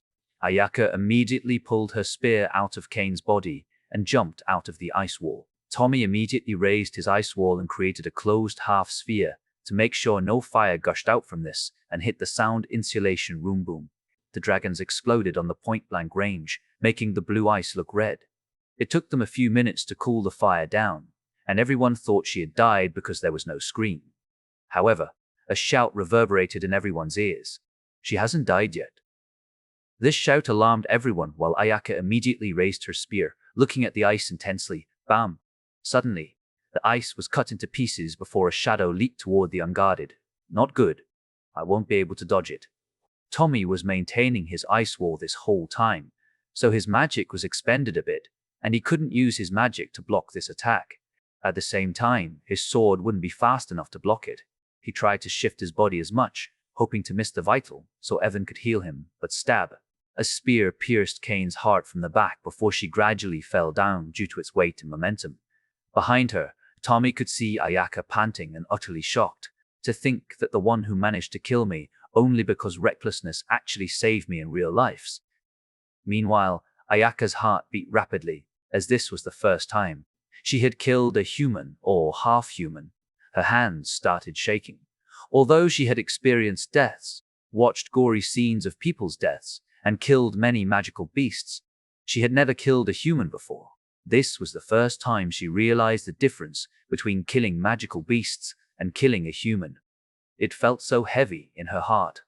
Kai's expression, where he asked them if they had killed a human before, resurfaced in her mind. So that's why he asked. Meanwhile, Michelle had her own struggle in beating this enemy of hers. It would be better if she fought the wolf boy instead of this guy due to how hard his body was. Every attack of hers was destroyed by his feet. She didn't know why, but Ron gradually became fiercer and fiercer as time passed by, forgetting his timid personality. "How dare you kill Sister Kane?" Ron roared as he kicked Michelle, only to find it was blocked by Michelle's sword. However, the force still pushed her back a few meters. "I need another attack pattern." She adjusted her position to land, thought for a moment and smirked. Placing her hand on the ground, 2 magic circles appeared below both Michelle and Ron. Both of their shadows rose. The shadow behind Ron's shadow held him on the feet, restricting him from destroying her attacks with that kick of his. Michelle and her shadow then released 2 shadow slashes each. "Don't underestimate me," Ron roared as he raised both hands, trying to shatter Michelle's attack once more. "Horse has 4 feet, so my hands are almost as powerful as my feet. I've never underestimated you." Michelle smirked as she looked at her shadow slashes clashing with his 2 hands. I will shatter these attacks again." Ron punched these 4 slashes before finding something wrong when he remembered Michelle's words. Suddenly, he realized that he was losing in force. "Wait, why am I losing in power? Impossible." Michelle gazed coldly as she repeated the same answer. "There is no way I am underestimating you. I even think you must have another secret power. That's why I send a double attack, since I noticed that you didn't dare to block both of my shadow slashes simultaneously. You would always destroy them one by one." "No!" he roared, and tried to destroy her attacks, albeit /arg. 2 hands were sent flying to the air as blood splattered on the ground. Michelle leaped toward Ron, trying to kill him in this clash. However, Ron still struggled for his life by pushing the ground as hard as possible along with his magic power. He created a small crater and destroyed the shadow at the same time, releasing himself free. He tried to escape for his life, but an arrow and a bullet blasted his two legs. Nice job. On top of the building, Tasha smiled after releasing her arrow. Isabel nodded with a smile. Michelle will kill that man now. On the ground, Michelle took advantage of this situation and sent Ron's head flying as she couldn't block her without his limbs, and died just like that. Chapter 197. End of the mission. Looking at how the other two had died in his group's hand, Kai smiled as he leaped toward Rizu. It's already over. No! Rizu roared, sending an overbearing magic power to the surroundings. Kai felt his blood riled up as if it was responding to Rizu. This is like what happens if I overuse my lion blood. I will start losing my consciousness and go berserk. Still, why does the fur start to appear in his body? Shouldn't it be a human body? Furrowing his eyebrows, Kai contemplated before realizing the difference between him and Rizu. It was a simple thing, but made a different result. For Kai, his lion blood was mostly inactive, but Rizu's wolf blood was dominating his human blood. Hence, the moment it was stimulated even further, Rizu would completely become a wolf. No, a werewolf. Kai took a deep breath and assessed the situation with a cool head. The transformation aside, releasing his magic power like this was a kind of leaking it outside, so Kai never used this type of technique. In fact, no one would use it unless they wanted to assert dominance over their enemy, and he felt this might be the time to use it to scare Rizu once again. He might even stop Rizu from evolving. Your magic power is still too low. Kai's magic power started leaking out of his body before releasing an overbearing pressure to the surroundings. Ayaka and the others wanted to help, but Michelle stopped them by raising her hand in their way. This is his fight. Even so, I don't think there is any use to release his magic power, Michelle, Ayaka protested, while observing Kai right. It can only send pressure to his enemy, while the technique is draining his magic power. I feel that Kai wants to test something in this fight. Nonetheless, you shouldn't underestimate him too much. It's hard to create pressure with magic power alone, because you need a huge difference in magic power before it shows the effect. However, do you know how much Kai's magic power is? You will see it right now, Michelle smirked. Rizu was stunned when Kai released all of his magic power. His transformation slowed a little bit, as if his blood was scared of this magic power. Number 4. I will kill you, roar. He roared to the sky and forced his blood to be active, transforming his entire body like a walking wolf, aka werewolf. Kai didn't miss that little detail. Did his blood get oppressed a little by my magic power? Does this mean magic power can influence the percentage of success for someone to be a Zodiac? I don't really support the Zodiac plan. But if this discovery can save a few people from turning into a monster, I will gladly offer the information. For now, I should kill him first before telling. Teacher Rizu suddenly leaped toward him and pounced his claws. Clang, clang, clang. From the head, body to feet, Kai defended every single attack from Rizu. He was quite surprised when he saw him not letting a single groan, as if he didn't feel any pain despite his hands bleeding. They clashed almost 10 times earlier, and Kai somehow was able to destroy all of his claws while injuring his hands. Rizu glanced at his hands with blood flowing all the way down to the ground without saying anything. Does he lost his sanity? Kai narrowed his eyes. Rah! Rizu charged at him again, even without claws. Yet a series of clashing metal sounds echoed, clang, clang, clang. Feeling the pointless battle, Kai sighed and shook his head. He really lost it. Will I turn into a lion if I lose my sanity? Although he wanted to think more, Rizu already charged at him again, not caring about his wounds. Kai responded to the best of his ability while observing Rizu's transformation. Sadly, he didn't find another clue for another 3 minutes and decided to end the battle. Close your ears. He warned his teammates, changed his stance, and snapped his finger. Ayaka and Michelle demonstrated to Isabel's group and asked them to follow his order. Lullaby, ding. The disruptive sound wave reverberated in their ears despite having closed their ears. Cage, what is this lullaby? This is not a song for sleep. Eve and Eva complained while Tommy bit his lips and endured the pain while observing Kai. You are a wolf, right? Then your hearing should also get enhanced. It won't be at my level, but that sound should hurt you. Kai smiled as he undid the magic circles on his ears. Ah! Rizu roared while closing his ears with his hands. Kai ran toward Rizu and kicked him on the stomach, blowing him a few meters away. He didn't stop there as he appeared right above Rizu and slashed both swords toward Rizu's neck. Having regained his ability to move, Rizu ducked down to avoid Kai's attack. Kai saw this movement and changed his target without hesitation and slashed both of his hands. Ah! The two hands fell down on the ground as Riso screamed out of pain. He looked at Kai in horror before spinning his body and running away. Michelle narrowed her eyes and raised her swords before an arrow, and a bullet blew Rizu's legs away. Nice. Michelle smiled and slashed her sword before Rizo's fell to the ground. Shadow slash. The dark shockwave ran through the ground and cut Rizu into two before shattering the sound insulation room. Meanwhile, Tasha gave a thumb up to Isabel. Good job earlier. I was just matching your movement. Although I want to help the soldiers after this, it seems they have finished their mission without our support, Isabel humbly said before glancing at their surroundings. She felt relieved as she didn't find a single magical beast in the town. Let's regroup with the others first. Tasha nodded. Isabel took both of her rifles and turned them into two bracelets. She then grabbed Tasha on the left and Evan on the right, flying to Kai. Kai closed his eyes for a second before forcing himself to change his mood. He smiled at Michelle and the others. We are done here. Take a picture of their body as proof. After that, burn their body and store their ashes. They are still our kin nonetheless. No one complained, so Michelle took the picture before Eve, Eva, and Tasha burned their body. Tommy made 3 small ice boxes to store their ashes. He then looked at Tasha and the others. Nicholas, nice block. Isabel also shot the enemies at the perfect timing. Meanwhile, Evan will start healing the injured soldiers after we come back. Is that all right? Yeah. Evan nodded. Kai then took out the map and marked them. Eagle Group will go according to this path, while the Lion Group is this way. I will wait here with Evan, Michelle, and the others nodded and split up. Why don't you go, Captain? Evan asked while glancing at Kai's expression. Kai sighed and looked at the map. Nothing. I am just calculating the distance and direction to use teleportation magic.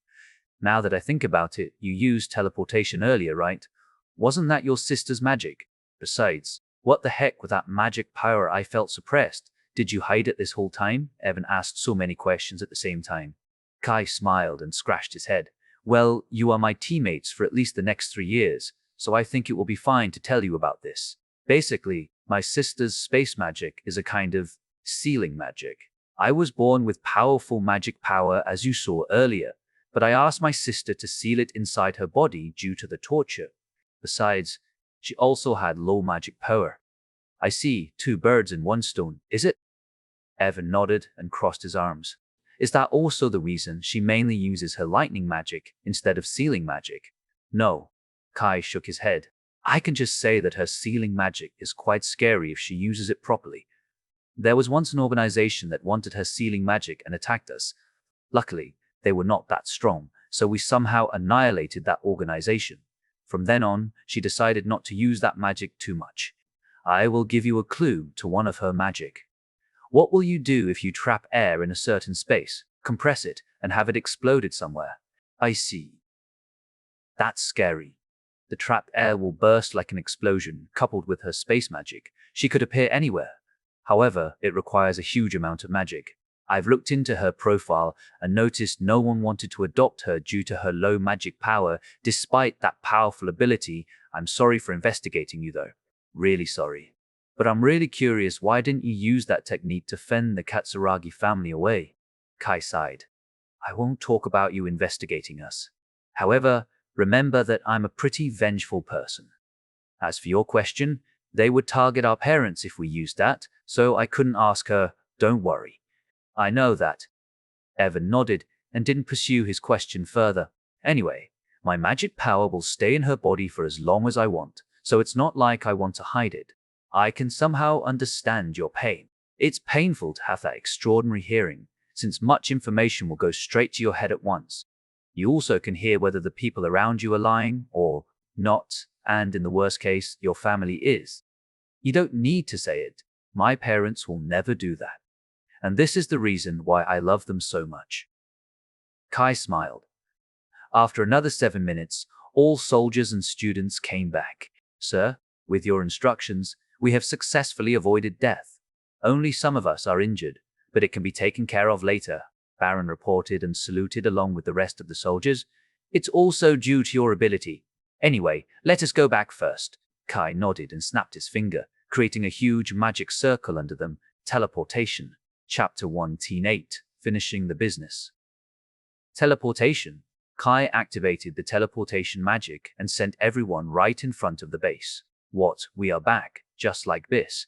This is the legendary space magic. The soldiers were obviously shocked, including Baran. They looked, revered Kai at this point. Isabel and the others were also speechless when they knew Kai could use teleportation magic, even though it was supposed to be Tasha's magic. However, Kai had no intention of revealing his secret to them because they were from a different group, unlike Evan.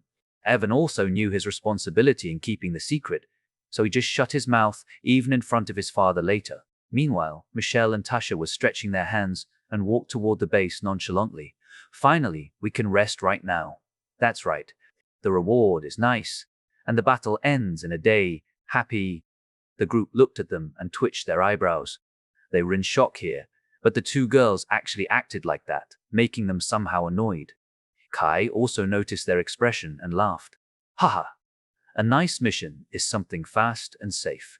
The injured people will go with Evan to the medical room while Baran will finish the paperwork so the others can rest. Where are you going? Said Kai. Baran asked politely, planning to accompany him. I am going to meet General Brad and hand him the pictures. After that I will rest for a day and go back with my friends, Kai answered with a smile. I see. Baran sighed and smiled helplessly. Although he wanted Kai to stay longer, he was still a student before a lieutenant, so he saluted. Thank you for your hard work. The rest of the soldiers saw this, straightened their back, and saluted. It was because of Kai's plan and ability they could finish this mission without a casualty. Haha. Kai saluted first before waving his hand. You all have worked hard as well. Take care. He started walking toward General Brad's room and knocked on his door as soon as he arrived. Knock, knock. Come in, Brad said with a slightly soft tone. Kai then opened the door and walked inside the room before reporting to him. General Brad, the mission is complete. This is the proof. He handed the pictures that Michelle took earlier and projected them on Brad's table. Brad narrowed his eyes and looked at the three people before nodding his head. You have finished your mission indeed. Just like our information, the group consists of 2 males and 1 female, just like in the picture. Looking at their body condition, they won't possibly be alive. I will contact the headquarters about this mission, but I need to ask you a couple of questions. Please ask. General Kai nodded without expression, as he didn't want to deal with this person any longer. First, how is the condition of the soldiers? How many people die? Although there are some people sustaining injuries, no one dies. I also have Evan healing them right now. All right. To the second question, is there any problem with the mission? Do I need to deploy any soldiers to prevent any horde? There is nothing for General to worry about. We killed all the magical beasts in our path silently and made sure no beast was following us. It continued until we reached the town from the information. Around there might be a few magical beasts that might endanger us, so I chose to kill them as well. Meanwhile, the soldiers had disposed of the body according to instruction, while I burned the 3 SS-ranked magical beast bodies and stored their ashes. I hope General can allow me to bring them back to the US base and bury them properly, Kai said gently. Brad clenched his fist before sighing. Fine. I will report it to the headquarters as well. They might probably ask you to hand the ashes, as they will handle the burial. Kai nodded. Then, for the third question, is there any potential risk from this base from getting attacked after this mission? I am not questioning your ability, but I am worried about your experience. Nothing you can worry about. I double-checked our situation there and came back here with a way that wouldn't alarm them. Kai paused for a second and said, It was teleportation magic. Brad stared at his eyes for a minute to check whether he lied or not. Then the last question, when are you going back? Tomorrow, Kai answered without hesitation. All right, you can go now. Brad nodded and waved his hand as if he was asking him to leave. Don't forget to give the proof to Baran. He will handle the report for you. Kai nodded and left the room without saying anything. My job is over now. I remember that we are going to Miami 2 months from now to relax. I think we can have a normal mission this time. No, I will ask Sir Nathan to give us a normal mission this time. I know he is planning to increase my ranks, but I still need some rest. He sighed and took out his communication device, calling Nathan's number. Oh, it's a rare call from my grandson-in-law. Have you finished the mission? Nathan only asked whether Kai had completed his task, not if there was any trouble in the mission, because he trusted Kai this much, unlike Brad. I have completed the task and will return tomorrow. There is no problem or whatsoever, so Sir doesn't need to worry. Then, what do you want to ask me? The Kai that I know won't have a pointless call to this grandfather after all. Haha. Kai let out a hollow laugh before asking, I just want to ask for a normal mission next month. Oh sure, Nathan answered nonchalantly. There are a few high-ranking missions in front of me, but since the request is coming from you, then I will just throw these papers away. I was thinking about getting you another high-risk mission, so you could enjoy yourself for a full month in May, but I guess I can come up with another reason to have you exempted from the mission in that month. Kai smiled as he could see paper sounds flying around Nathan. He literally just threw the papers away. Thank you for your consideration, Sir Nathan. It's fine.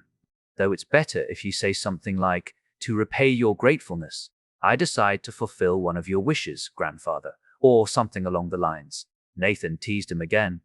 I will surely ask you to give me a child. Marriage can come after that, since it will be nothing but assured for me. Ahaha. We still need to congratulate Sir Michael and Madam in June or July as well. However, I will refrain myself from fulfilling that wish of yours before I graduate. Besides, I am still waiting for my teacher to give me the medicine. Kai shook his head helplessly. That's right. I almost forgot that you were such a responsible kid. You didn't want to hurt my granddaughter and prepared the best. Fine, I can still wait for another 2 years or so. Meanwhile, I will surely throw a huge party when little Daisy gives birth to my little grandson. You will come to the party. Right, of course, Kai smiled. He'll be my brother anyway, so I will surely come unless you give me a tough mission at that time. Haha. My motto is family first, government second. I am loyal, but I won't harm my family because of that. He laughed. Anyway, you can search for your mission yourself next month. Thank you, Sir Nathan. Come on, when are you going to call me grandfather? Nathan protested jokingly as Kai hung up before calling another number. Teacher, I want to inform you about something. Oh, what happened? Did you mess up and wanted to train under me again? My door is always open for you. Rhea teased him like Nathan. No, I found. Kai began telling her the whole story about Rizu and how his blood got suppressed when he released his magic power. Rhea kept listening to him until he finished, before noting everything down on the paper in front of her. I have tested that possibility, but it's not that determined, though most of the experimental blood only has the magic power below 5,000. It might be worth testing someone with higher magic power like Michelle or you. Well, you were indeed having an easier time from all the reports I had seen from the government. As for Michelle, I didn't want to test her unless she asked me. So rest assured. That's all. Wait before you hang up. I have something to say. Rhea paused for a moment and said, Be careful on your vacation, because I feel something will happen at that time. I'm not saying you will have a big problem, but my sixth sense is telling me that the representative will go to Miami instead of the White House. That's why you need to be careful when you are there. Kai fell into silence for a minute and sighed. All right, I will be careful. That's all. I will inform you when I have finished researching the device for your magic power. It should be done next month. Thank you very much, teacher. If only you were more open to me earlier, you might already have the 30%. Haha. Kai chuckled, embarrassed. He hung up the call and went back to his group. He kissed Tasha again to return her space element, along with his magic power, and rested for the rest of the day. The next day, they flew off the base while being saluted by the 90 people that came along with them in the mission. Chapter 199. News about Gemini. 1 month later, inside room 420, Michelle walked to Kai, who was busy with his research, and put the coffee she just made in front of his table.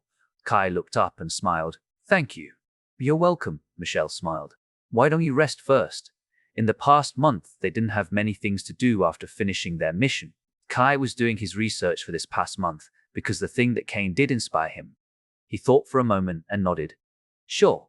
Do you want to talk about something? Actually, grandfather came to me this morning and handed me a document for you. Michelle took out a brown envelope and gave it to him. What is this for? Why would Sir Nathan give it to you first? I don't know. This is your matter. So I didn't peek inside. Grandfather also didn't tell me anything. Michelle shrugged. Kai looked at Michelle for a moment before glancing at the others. They seemed to have a slight interest in this document, so he decided to open it. Inside the brown envelope was a blue notebook.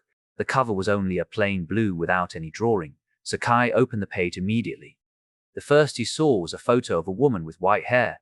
This photo was full body, letting Kai see her long, white, wavy hair, a brown dress that reached her knees, and her developed body. Why does this person here? Michelle put her hand in her mouth and gasped. This action instantly piqued the interest of the others. Do you know this person? Kai asked. Of course, I know.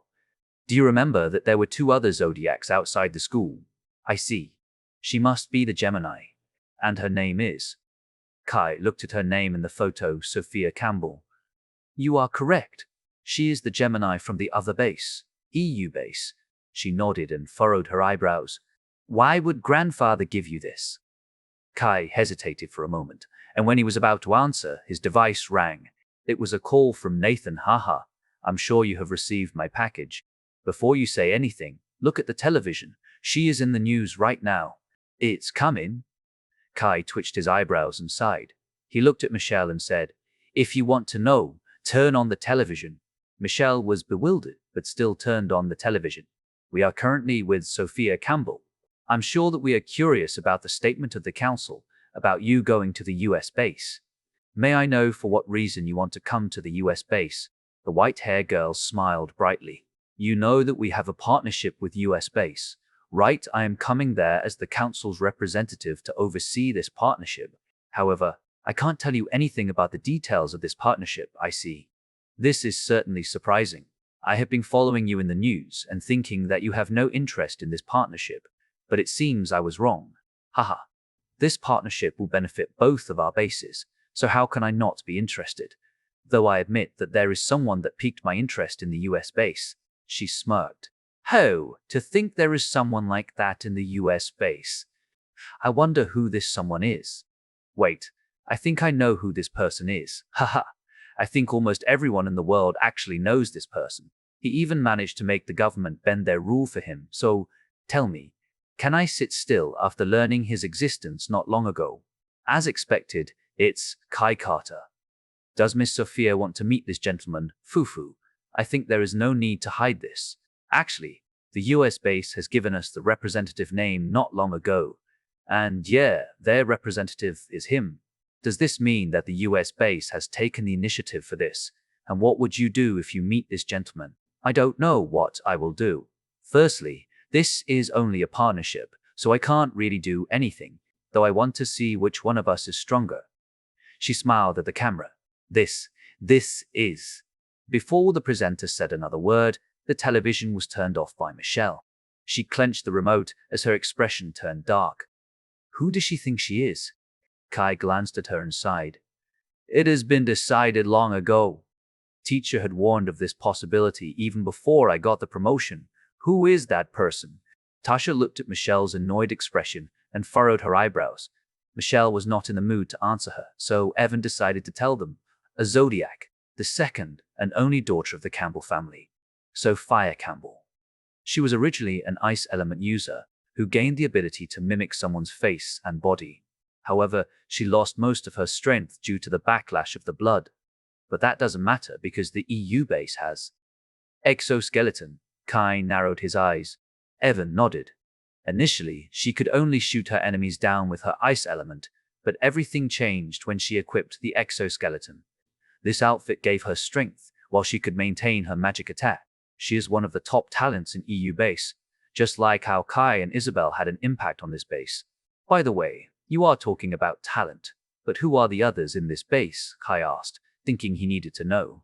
Well, I don't know if you know them, but the new ranking is you, Michelle, Isabel, and Louis Spencer. I think Tasha and Ayaka only need some recognition before they are classified as one, especially Tasha. You are not on the list.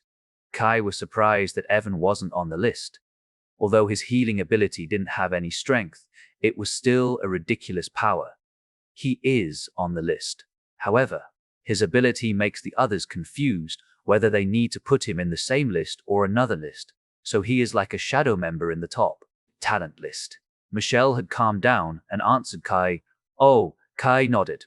Anyway, may I know the details about this representative thing? Evan asked Kai carefully. First of all, my teacher had predicted this would happen, so she warned me first. As for the partnership, I don't think I can tell you guys for now, but she is lying, Kai answered without a change of expression. Lying. Michelle narrowed her eyes. Yeah, the one that suggested the change of representative was their side. It must come from her personally. Teacher said it was impossible for the Campbell family to let her go unless she herself wanted to go. Kai nodded before blaming that Sophia. In any case, I just want to point out that I don't have anything to do with this. Tasha crossed her arms. She is dangerous, especially her mimicking ability.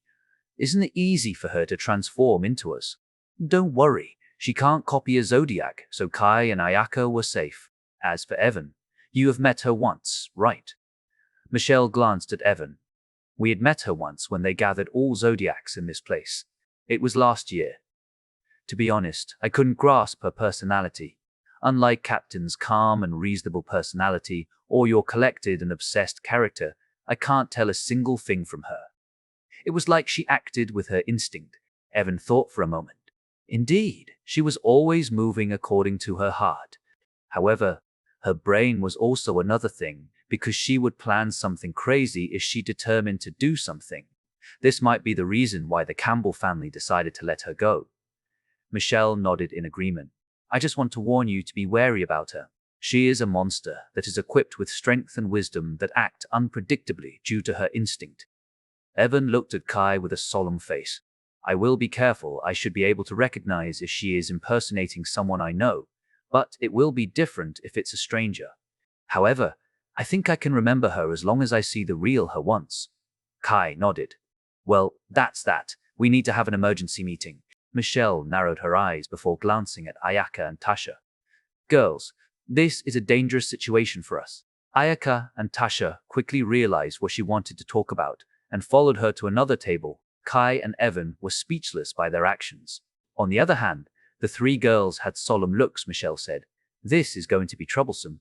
We already have 4 of us if we include Sakura. I mean, Yajima Haruko. If she also wants to have him, we will fight. But there is no saying that she is attracted to him like that. Tasha shook her head. Maybe it's only his strength or prestige. Maybe it's like what she said. She is only interested in Kai personally and wants to learn why US Base made an exception for Kai.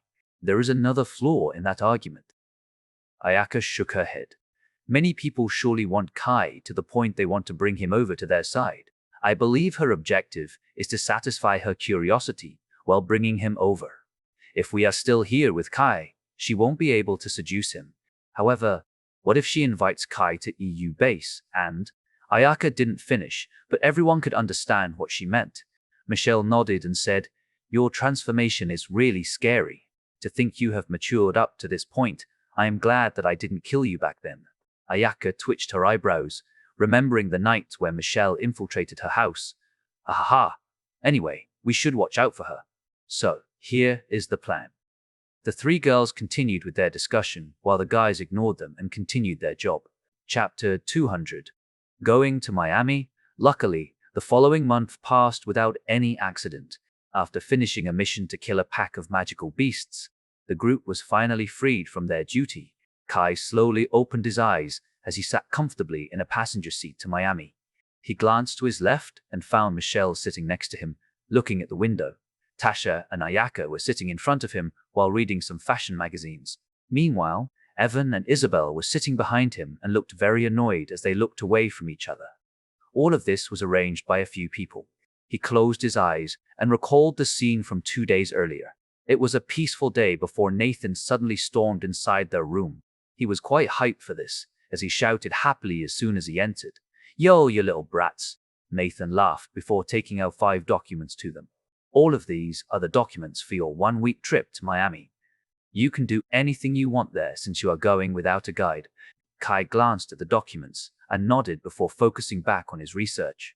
Meanwhile, Michelle was the one handling all of this and said, "Grandfather, what are you going to do after this? You are not planning to stalk us in Miami, right?" "Of course not. I'm not going anywhere." He shrugged. "May I know the reason why everything seems to have been arranged?" Evan picked up a document and read it. "First of all, sitting positions. That's not my work. It's your father and her father. Anyway, I only arranged for the holiday. If you have some objections, you can go to your father." "Most of your arrangements came from him," said Nathan nonchalantly. Evan twitched his eyebrows while clenching his hands. "I approve of their actions. I will also do the same to my granddaughter if she doesn't get along with my grandson-in-law, haha. This is why I hate you, grandfather." Michelle snorted and looked away. "Oi, you can't hate me because of this. Do you know that I had once locked your father and mother in a single room for a month? I forbade them from using magic and other things other than the tools in the room. If they didn't want to get together after that, I would certainly let them choose their way. However, do you know what the result was?" Nathan smirked slyly. "They moved in harmony, and the result was satisfying. And not long after that, they married and had you. You should praise this grandfather. Well, I used a trick in that room, though by giving them furniture for a single person, they needed to share all of them together, from bed, spoon, plates, everything. I wanted to do it for both of you, but I didn't because you two were already together back then. Ha ha ha." Hearing his laughter made Michelle more annoyed as she glared at this shameless old man. "I will accept all the documents for now, so grandfather should go back." "Fine," Nathan agreed, as he had completed his objective. Before leaving, he looked at Kai with a serious expression. "Truthfully, I just want you to enjoy a nice vacation, because I have been pushing you to the limit recently. Rest well in Miami, and come back. I choose this date because I want you to take a breather before dealing with that little Gemini from EU base." Kai looked at Nathan in astonishment before smiling. "Thank you for your concern, Sir Nathan. Haha. This old man is very considerate, right? How about giving me a souvenir later? I want a baby as a souvenir." "I need to refuse." Kai twitched his eyebrows as he took back all of his feelings from earlier. "We need to take into account that we are still in high school. I know that many high schoolers have kids already as they take a break when they are pregnant. However, I need the medicine and an observer to make sure that the animal gene doesn't get activated in those 9 months. And don't treat your great-grandchild as an item. You are too responsible." "I was clearly joking just now, so you didn't need to take it seriously." Nathan shrugged before noticing Evan's expression turned grim. "Anyway, I have been telling you over and over again, so I am starting to get bored with talking about my plan. Please don't ask again." Kai sighed as he remembered that he had told about this a few times already. "Fine," Nathan sighed, turned around, and started walking. "Anyway, I will leave first." Kai looked at Nathan's back for a moment as if he was pondering something. Back to the present, Kai couldn't help but worry about his next job. Although he had some countermeasures ready, he still needed to watch out for this Sophia. Having nothing to do, he decided to close his eyes and sleep while waiting for the plane to arrive. After another half an hour, he went out of the plane and headed to the airport gate before finding a butler standing in front of the gate. He looked like a normal hotel staff with his uniform. "I have been waiting for you, Sir Kai Carter and friends. I am honored to serve the young hero of the US base. I am Marcus, and I will be responsible for bringing you to the hotel." He bowed politely. Kai nodded with a smile. "We will be counting on you, with pleasure." Marcus nodded before looking at their luggage. He quickly opened the car trunk along with the door for them. "Please come in first. I shall put your luggage in the car." Kai glanced at Michelle and nodded. All of them went inside the limousine and relaxed for a bit. "By the way, who is going to pair up with who for the rooms?" "As expected, it's going to be by gender, huh?" Isabel asked Kai, who seemed to know everything. Kai shook his head, took out a paper from his pocket, and gave it to Isabel. On the other hand, Isabel opened the paper before her confusion turned into rage. She destroyed the paper and gritted her teeth. "Those two old foxes," Kai chuckled, as he remembered that there was a last message telling if she didn't comply, they would make them live together after this. Suddenly, he felt something wrong as he furrowed his eyebrows without anyone noticing. In the front seat, the driver or the hotel staff was driving like normal. There was nothing extraordinary about his appearance, but he suddenly smiled evilly, even though he couldn't hear nor see what Kai and the others were doing. When they arrived, Kai came out of the car last before staring at the staff. "Please come in." He put the luggage in the golden trolley and said to Kai, "I will guide you to the receptionists and they will take over." Kai nodded as he kept staring at the hotel staff. After finishing the process, they were guided according to their room, and Kai got a 4-person room, sharing it with Michelle, Ayaka, and Tasha. This was a usual VVIP family suite on the top floor, so it looked very comfortable. Outside the window was a nice view of the entire hotel and sea. Meanwhile, Evan and Isabel also slept together while the other 4 were separated into 2 rooms by gender. Suddenly, Kai instructed them, "Can you check your luggage first and tell me if there is something wrong?" "What do you mean?" Michelle furrowed her eyebrows. "Just check them first." Kai refused to say the reason and immediately checked his luggage carefully. Seeing him doing it, they started checking their luggage but didn't find anything. Kai looked at them shaking their heads and let out a sigh. "Maybe I'm a little paranoid about this." "What do you mean?" "I just heard that the hotel staff that drove us earlier had his heart skip a beat as if he was excited over something. From the first time we met, his heart was so calm like he wasn't surprised meeting me, and that sudden skip made me alarmed. It's fine if it's only my feeling." Michelle stared at his expression for a while before saying, "All right then, maybe you are tired, so let's use this chance to reset your tired mind. That's right, we can enjoy ourselves for a week. Sadly, it's soon night, so we can only enjoy the sea tomorrow," Ayaka added. Meanwhile, Tasha didn't say anything and simply narrowed her eyes, unlike her usual personality.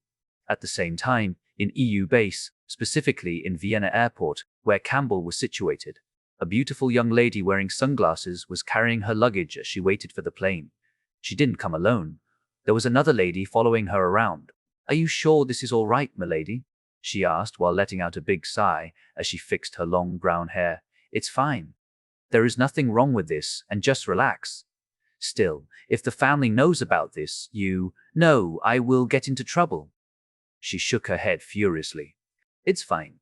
I have left a message at home, so you don't need to worry about it. Besides, the real representative dealing with the negotiation itself will only come a few days later. We can simply regroup with him. Is that so?" "I will trust the young lady then." She sighed. "Sure. I just got the information that this person is going toward Miami, so why don't we have a nice stay first before dealing with that stiff negotiation? Besides, you are going to be the next Zodiac, so you should be prepared. There are still a few others. Due to the danger level of this, potentially there is only one of us that will stay alive and become a Zodiac. Then I choose you. You have been with me for many years, so of course you need to succeed. I've even told you all my experiences, so you can prepare yourself." She shrugged. "I know. Then, let's go. We can board now. Now,